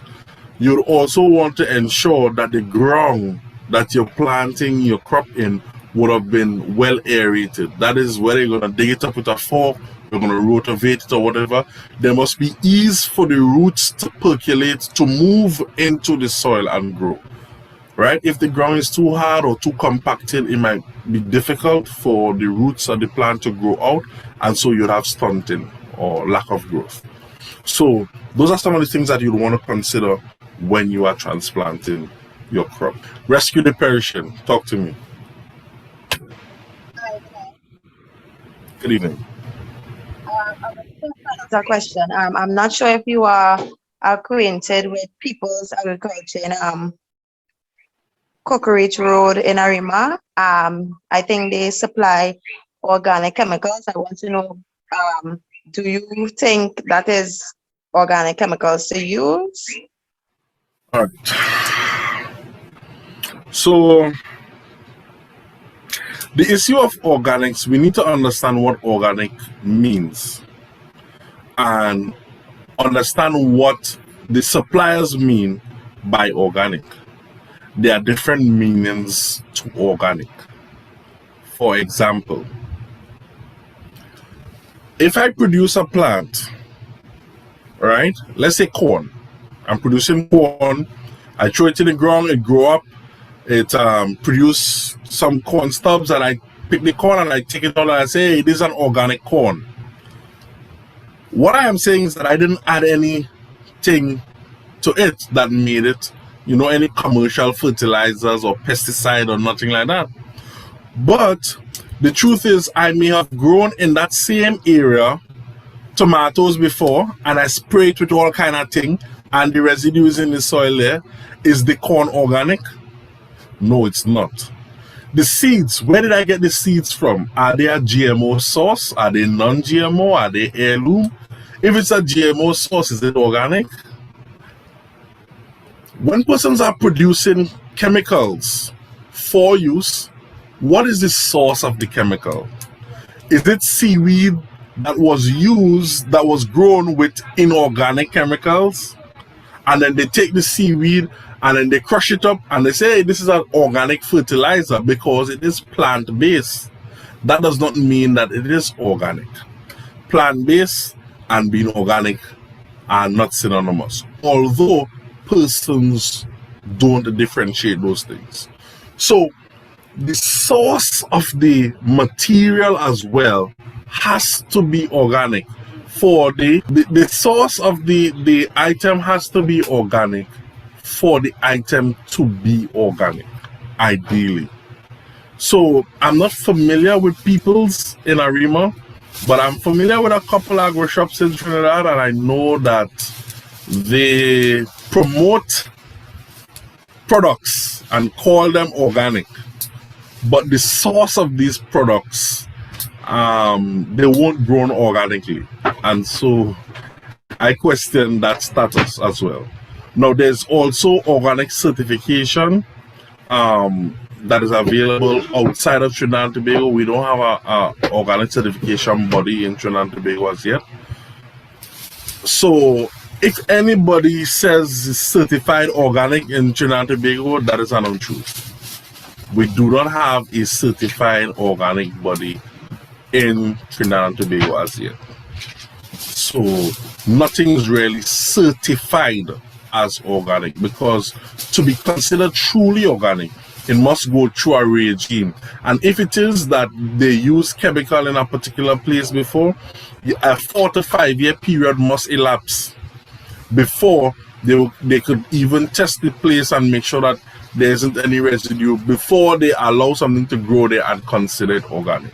So to conclude that organic whole thing, it's a little bit more complicated than simply saying I didn't grow it with any pest or no pesticide and no fertilizer, so it's organic. That's not really 100% true. All right? Yeah. Any other question before I speed on? I know that we are tired as we are approaching 8 o'clock. I would like to ask a question. Okay, sure. Go ahead. I recently came on this Zoom, but I would like to find out, like if the tomato plant sort of move and the leaves curling, what could be the cause of that? Could you say it again? The tomato plants. Right. Leaves are curling. Right. And they sort of mauve in color. They sort of turning mauve. They turn purple. Purple, yes. Purple, All right, yes. not a problem. Wonderful. The only thing that will cause your tomatoes to turn purple is a deficiency. A deficiency, right? Okay. Yes, a deficiency. Blue corn could repair it?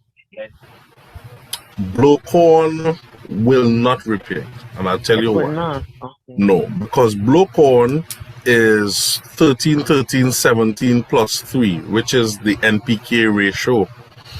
But it is a micronutrient that is causing the leaves to turn purple. So what you need is a micronutrient support. Okay. So if you were to use what is NPK? NPK stands for nitrogen, potassium, and phosphorus. Phosphorus and potassium, right? And in general fertilizers, they would show the ratio of nitrogen to phosphorus to potassium. So you see like written 13, 13, 17, right? And if you see a plus, it means plus something else. In this case, it's plus 3, and I think it's magnesium. But you really need a micronutrient support. Do you have a And name? I beg your pardon? If you have a name I can buy? An organic source? Yeah. Organic or any other? Yeah. Yeah, yes, you could. There's something called Calmax. I would suggest. It's organic. Yeah, why I would suggest it because it's tomatoes, and tomatoes need calcium as well. A lot of calcium, and they also have calcium and micronutrients. That's what the cal and the max come together. I think it's calcium and micronutrients, right? Eggshells wouldn't help it. Say that again. Eggshells, crushed eggshells. Eggshells, crushed eggshells. So crushed eggshells, which is an excellent source of calcium. The challenge with that, to be honest, and persons suggest it, but crushed eggshells, the calcium are not bioavailable. Meaning the plant isn't able to access the nutrients in a quick amount of time. The eggshells take a long time to break down and so become available to the plant. So if you crush up eggshells and you put them there in the roots and you cover them up, when you harvest tomatoes and you pull them out, you will still see the eggshells there. That's basically what I'm saying. So the calcium, the plant will not really have benefited from it other than in the long term. If you would go to the agro shop, you could ask them for something with micronutrients and calcium support for your plant, right? And that would help. That's one. The second thing is you said that the leaves were curling. Yes. Curling leaves could indicate a number of things. And I'm hoping that is only the micronutrient deficiency that is causing it. But one of the major things that cause curling in tomatoes is the tomato mosaic virus. And yes, and there's nothing you could do about that, so don't worry about it.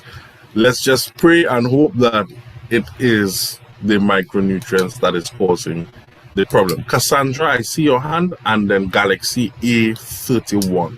Okay, thank you very much. Sure, no problem, anytime. Good evening. Hi, good evening. I hope you can help me. I have a fully grown mango and good evening, sir. I have a fully grown starch and Julie mango tree, and there appears to be some sort of organism. It looks almost like cobweb, white and fine, and it is usually arranged in a circle. And when you put your hand on it, you can actually wipe it off. So apparently this thing bites the fruit, and when you pick it and you think the fruit is sound, there's usually a spoiled spot in it. So it has taken over the tree. I had the tree cut and sprayed. It has not been helped. And I am wondering now if I have to cut it down to get rid of it. So how do I save the fully grown? My neighbors would be sad if I cut the tree down because they look forward to the mangoes. So please help. Thank you. I'll listen.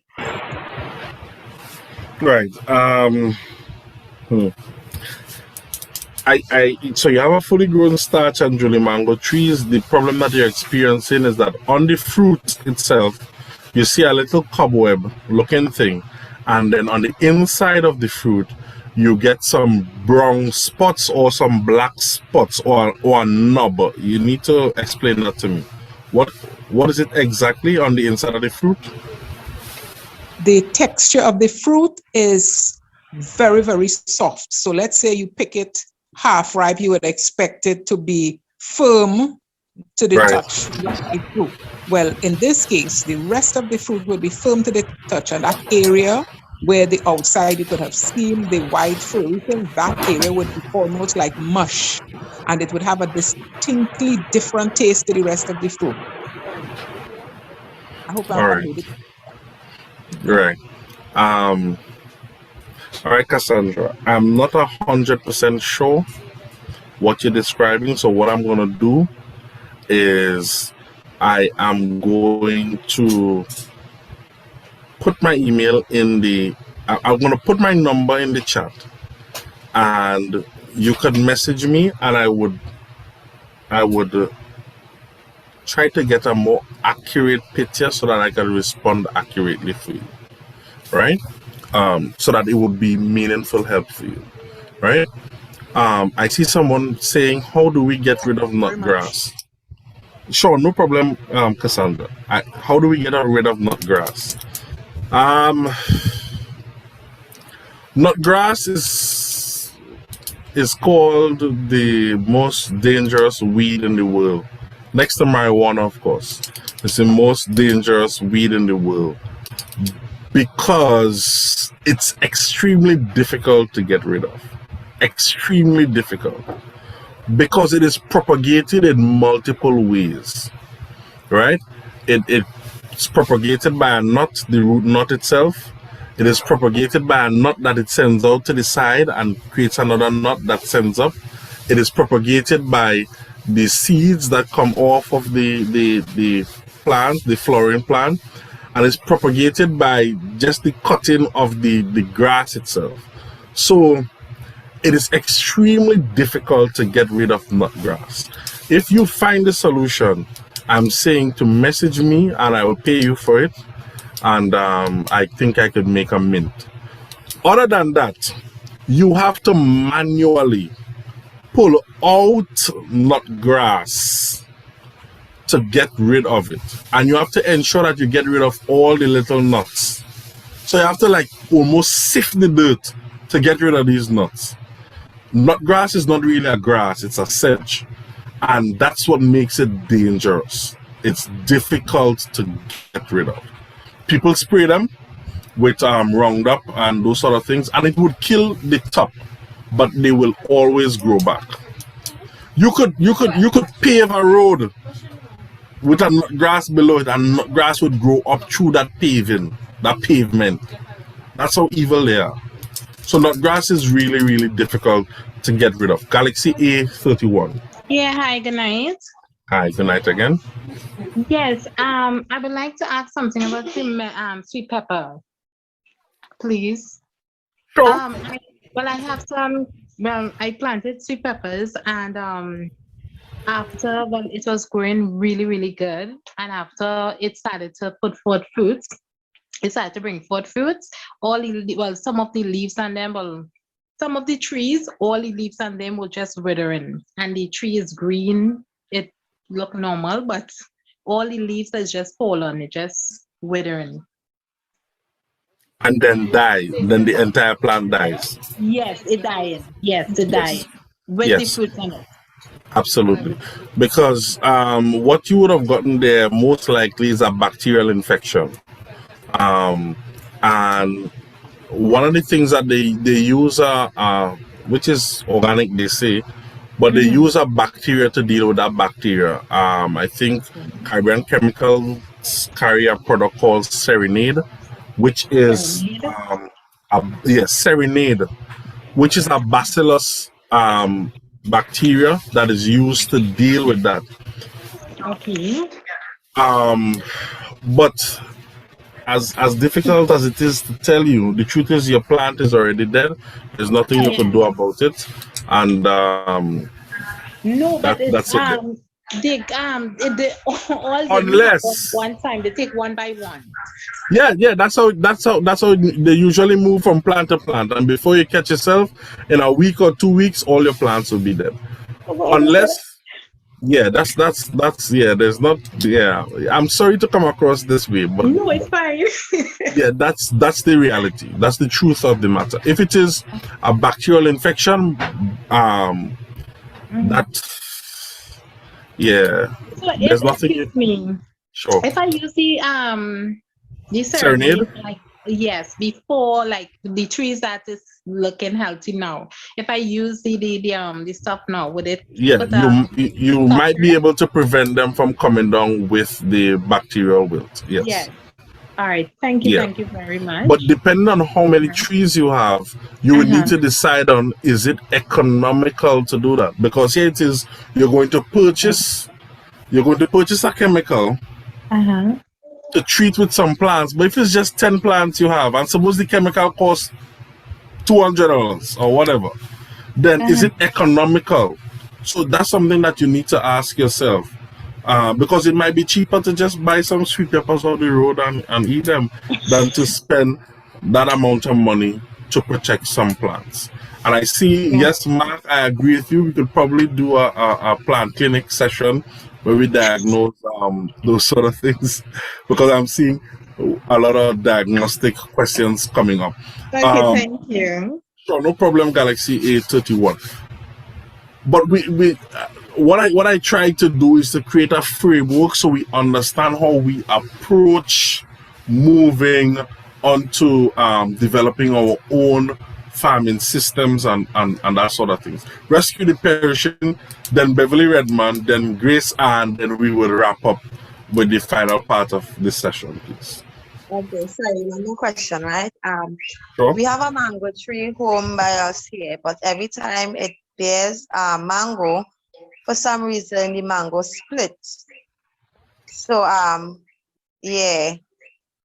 So do you know the problem that causing that mango to split? When you say split, what do you mean? Like have a like split in two, not totally off, but just crack or split, yeah, that you can see part of the fruit inside. So if your mangoes are splitting, usually that's a sign of calcium deficiency, because the calcium is responsible for the thickness of the epidermis, or the skin of the mango, right? So if the mango skin isn't thickening sufficient to keep the flesh inside, then generally that's a calcium deficiency. Now, for a huge tree like a mango, it's difficult to give that sufficient calcium if it's a huge mango tree.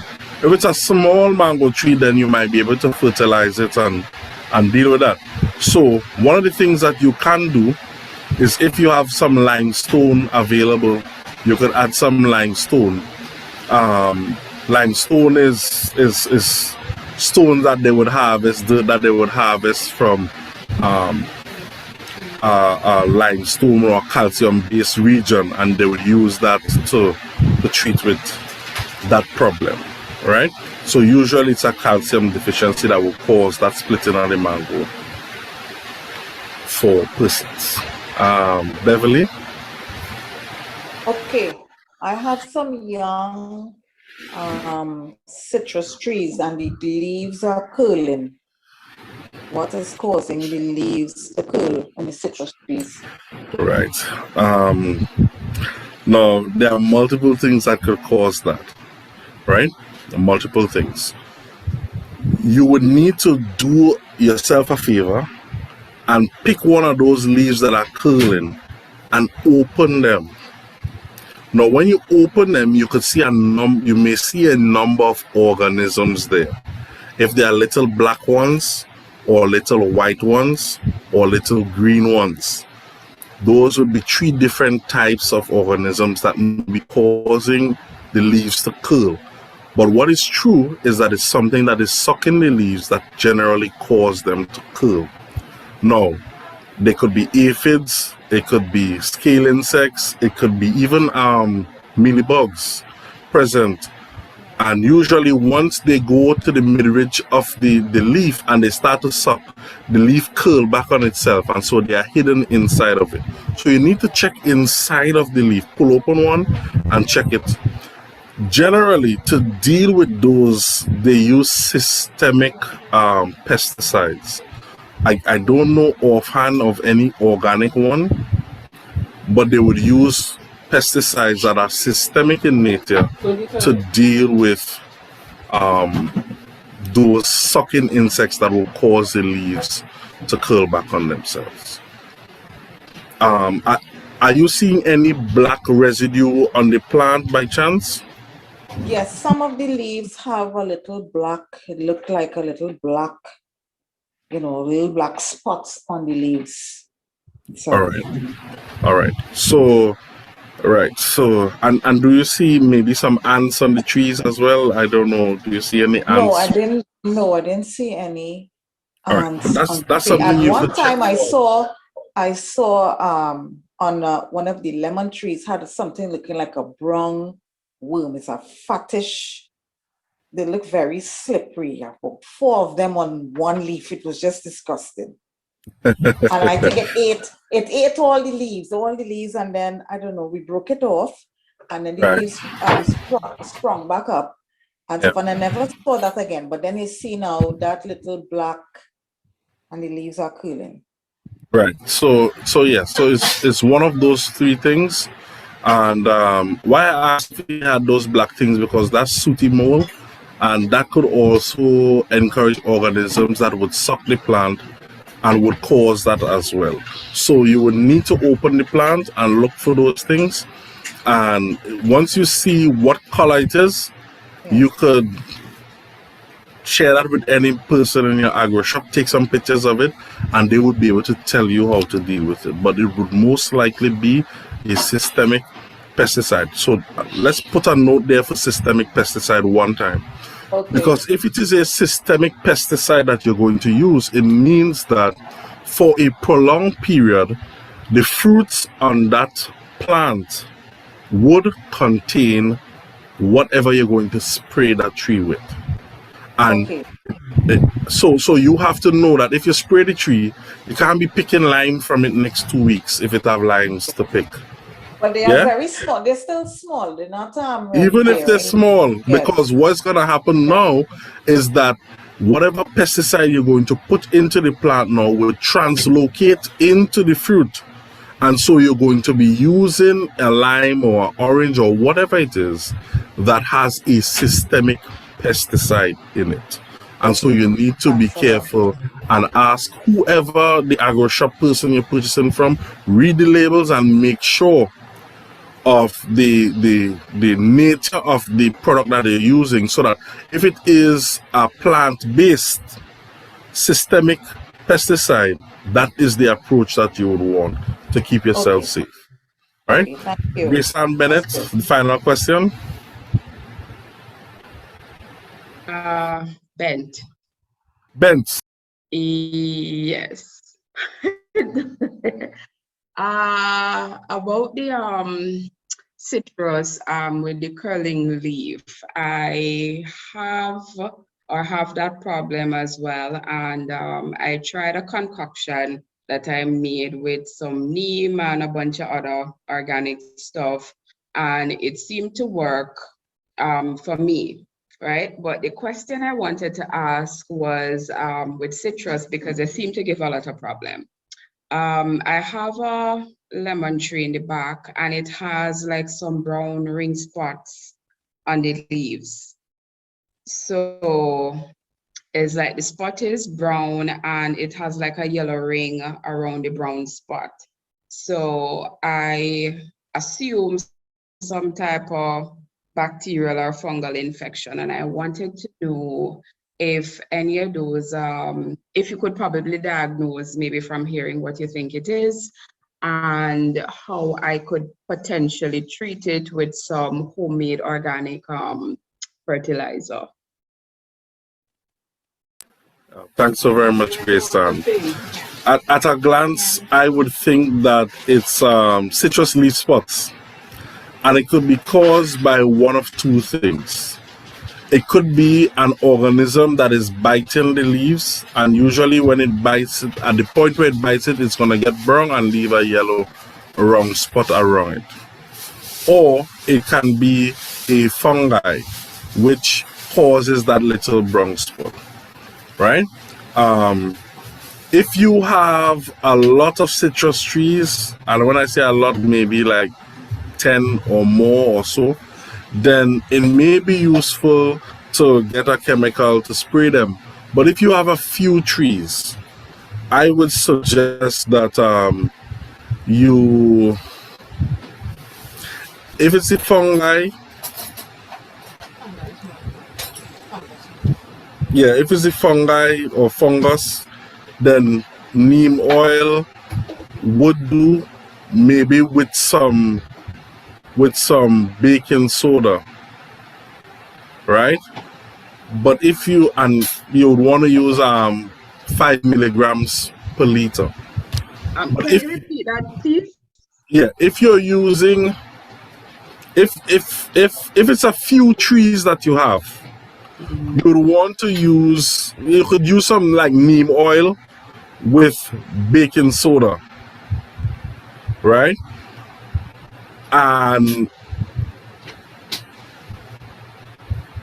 But that's if it's a few trees. If it's many trees that you have, you would want to get like a mist blower to use with the neem oil. But if it's just a few trees, I might hesitate to fight up with those unless it's like a lot, because again, you have to weigh the cost versus the benefit. If I go out and I buy a chemical, I have a few trees, and it's only one tree I see the brown spots on. Oh, one tree? Yeah. So I might sound bad, but I may have ignored that. Because it's one tree. It's the only lemon tree I have in the back. Well, you should plant another one and fast.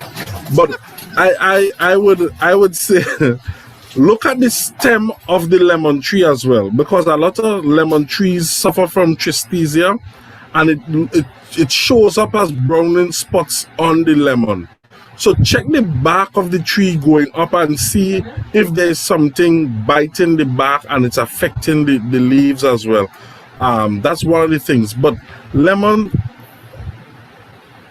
mix the neem oil with the baking soda and try to spray the tree. That should be able to solve your problem. How much baking soda to 15 milligrams per liter. 15 milligrams is like, same a tablespoon. A tablespoon per liter. Okay. Right? Nice. I'll try that, because that's what I was saying. I wasn't sure if it was like the acid or the base in that case. Right. I understand what you're saying. Nice. But what I discover is that for a lot of citrus plants, they aren't affected by plants that by insects and diseases that like acids. They aren't affected by those. Perhaps because citrus does, it's like citric acid they produce and stuff. So they're not those that are acid based don't really affect them. But those that are affected by the alkaline, they tend to affect those citrus plants. So that's why I would suggest the baking soda or the sodium bicarbonate. I saw my mango leaf gets green, then half the leaf goes brown / dry all the time. Can you help?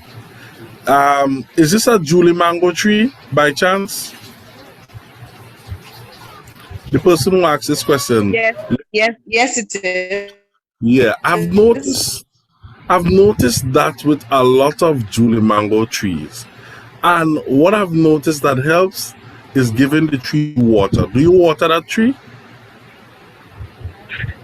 Sometimes. Yeah. Let's try giving it some water. And I believe that you would see a difference. Simply giving it some water.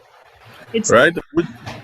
it's like the leaves, like one of the leaves, like could go half of it is like brown. Not one, most of the leaves on the tree.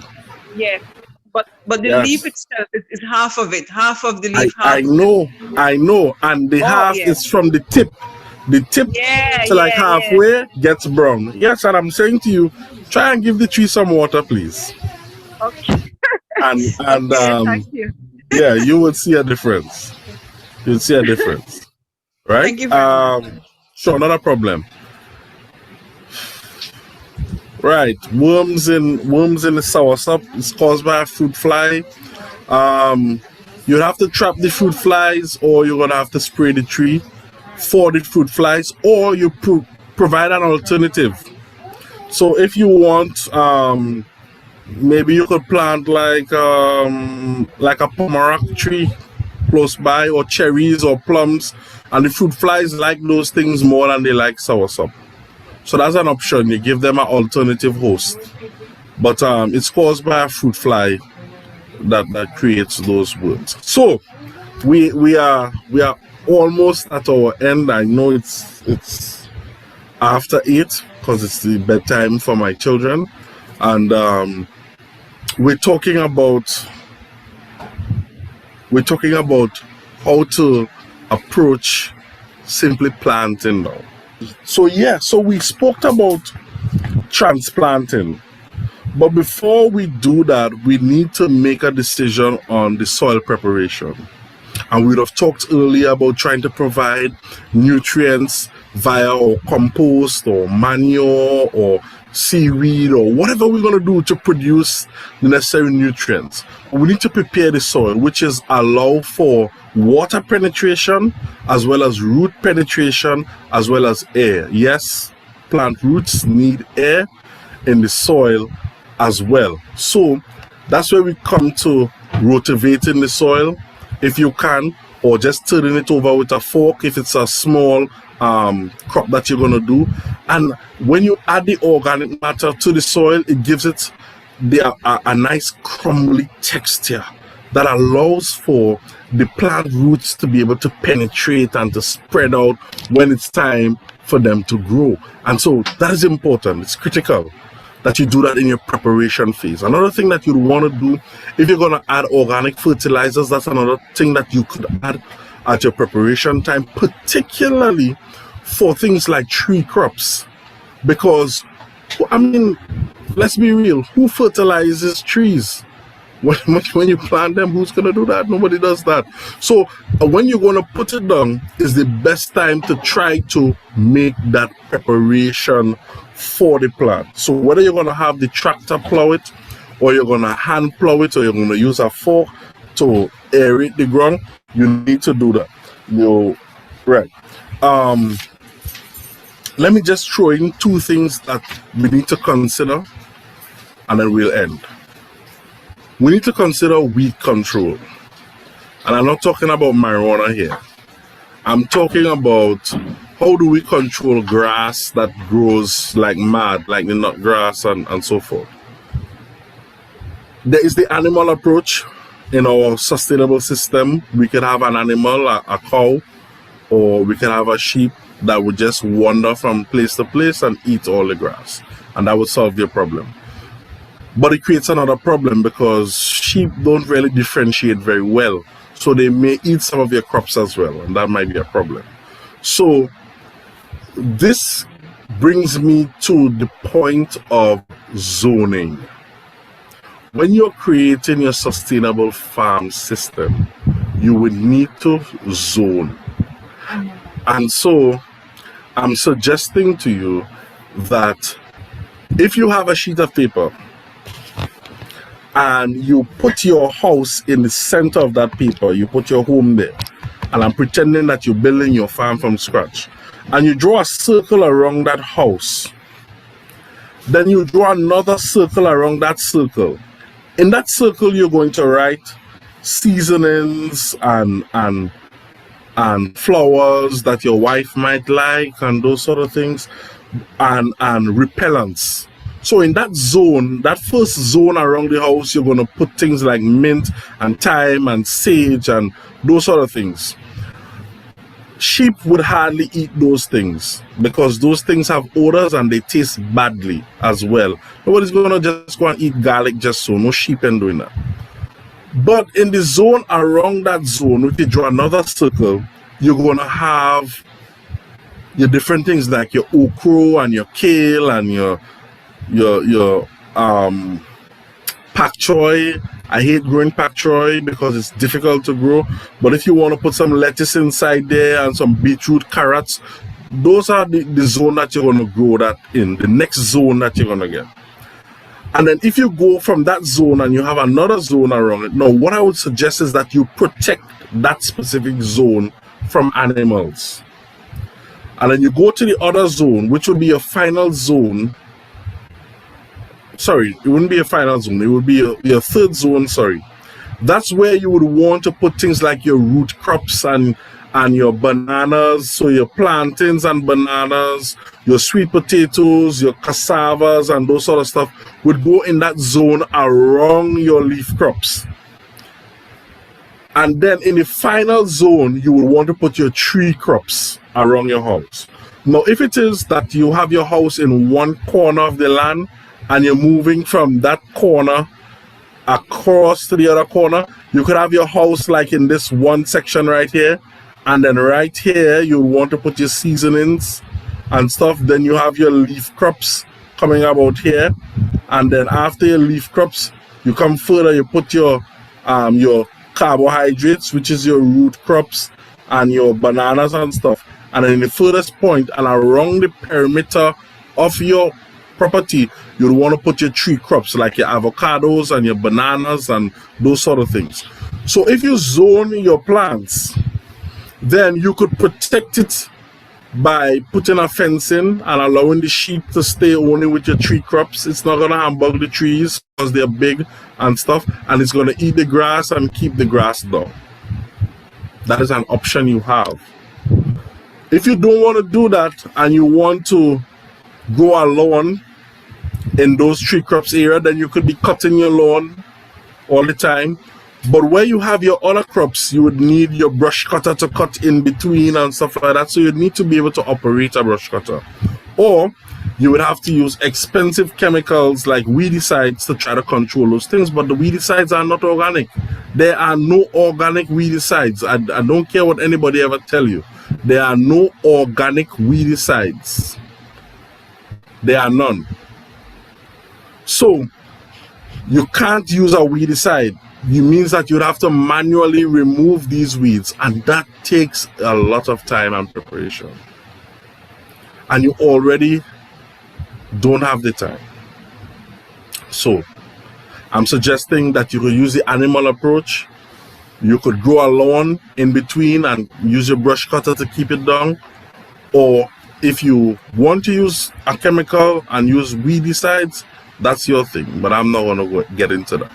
Right? So I would suggest that you zone your crops so that one of the things why I suggest zoning as well is that oftentimes, because we like sugars as human beings, we go to the fruit trees often. So we might pick coconut almost every other day, or if mango in season, we eat in a bucket of mango at a time. But it means that we would trek from our house here through the entire property to where the mango trees are, or to where the coconut trees are, or to where the orange trees are, so that every single day you would walk through your property, you would see what's happening in your property, and you would make decisions based on that. Because one of the things that we didn't address is predial larceny, and we didn't address animals that also would come to your farm from time to time to also share in the food that you have. You have agoutis that would come, dangerous agoutis. You have coquelicos that would come. You have parrots that would come. You have snakes that would come to eat your frogs that you have there, or to eat other things. So you would have to walk through your property each day. I would suggest that, so that you will see what is happening there. So, just to recap in 10 seconds before we end. Today, we talked about sustainable farming. We acknowledge that we would need several skill sets, plumbing, to be able to do plumbing, electrical work, small machinery repairs, and all of that. We recognize that it's important that we have, it's important that we recognize that we have land, that we have sunshine, that we need a water source, wherever we're going to get it from, that we have nutrients that we're going to give to our plants, that we have some form of mechanism to protect against pests and disease, whether we're going to use acids and alkalines, or we're going to use odorous plants, or we're going to use frogs and birds, or whatever. We also acknowledge that we need a general farm layout, right? And with that layout, that we need to decide on why are we producing? Is it for personal use, or is it for to sell? Is it to supplement our diet, or is it to make money? And if it is to supplement our diet, then we use the dietary approach where we consider or carbohydrates or protein sources or fats and oils, and we try to integrate our farm in such a way that it has all these different food options available so that you could have a balanced diet at the end of the day. I thank you all for the opportunity to present. I still see there are about 50 persons who are online. I mean, it wasn't too bad, too boring, you know, and I look forward to sharing with you all at any other time that you all may want to invite me to share maybe one or two things about agriculture and sustainable production with you. So at this time, I turn you over to our moderator, Mark Buckmeyer, and cheers. We want to thank you immensely for that wealth of information. Really and truly, it would have been difficult to cover it in all.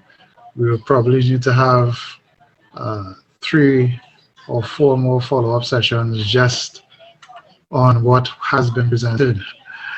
But I do believe everyone was blessed. A lot of people would have dropped off because of poor internet connections, as I got those messages before they left. Right? But I sincere thanks to you, Ella. It was very informative. Wow, you could really go and start a farm now. This thing doable, right? You just need to sit down with what information we got here, and this can be done, right? It's not something mystical, right? God has promised that even though the land was cursed, once we put effort into it for His glory, He will allow His angels to minister to the soil, and it will reap its benefits. It will give us its benefits, right? Once we approach farming gently, not see it as something that is servitude, God will bless us, all right? So we want to thank everyone again for being with us. We want to wish you all a pleasant night rest. For those of you that live in the country already, I know we might have kept you all beyond your bedtime, but I am sure that it was well worth it. Right? So I'd want to wish you all a good night.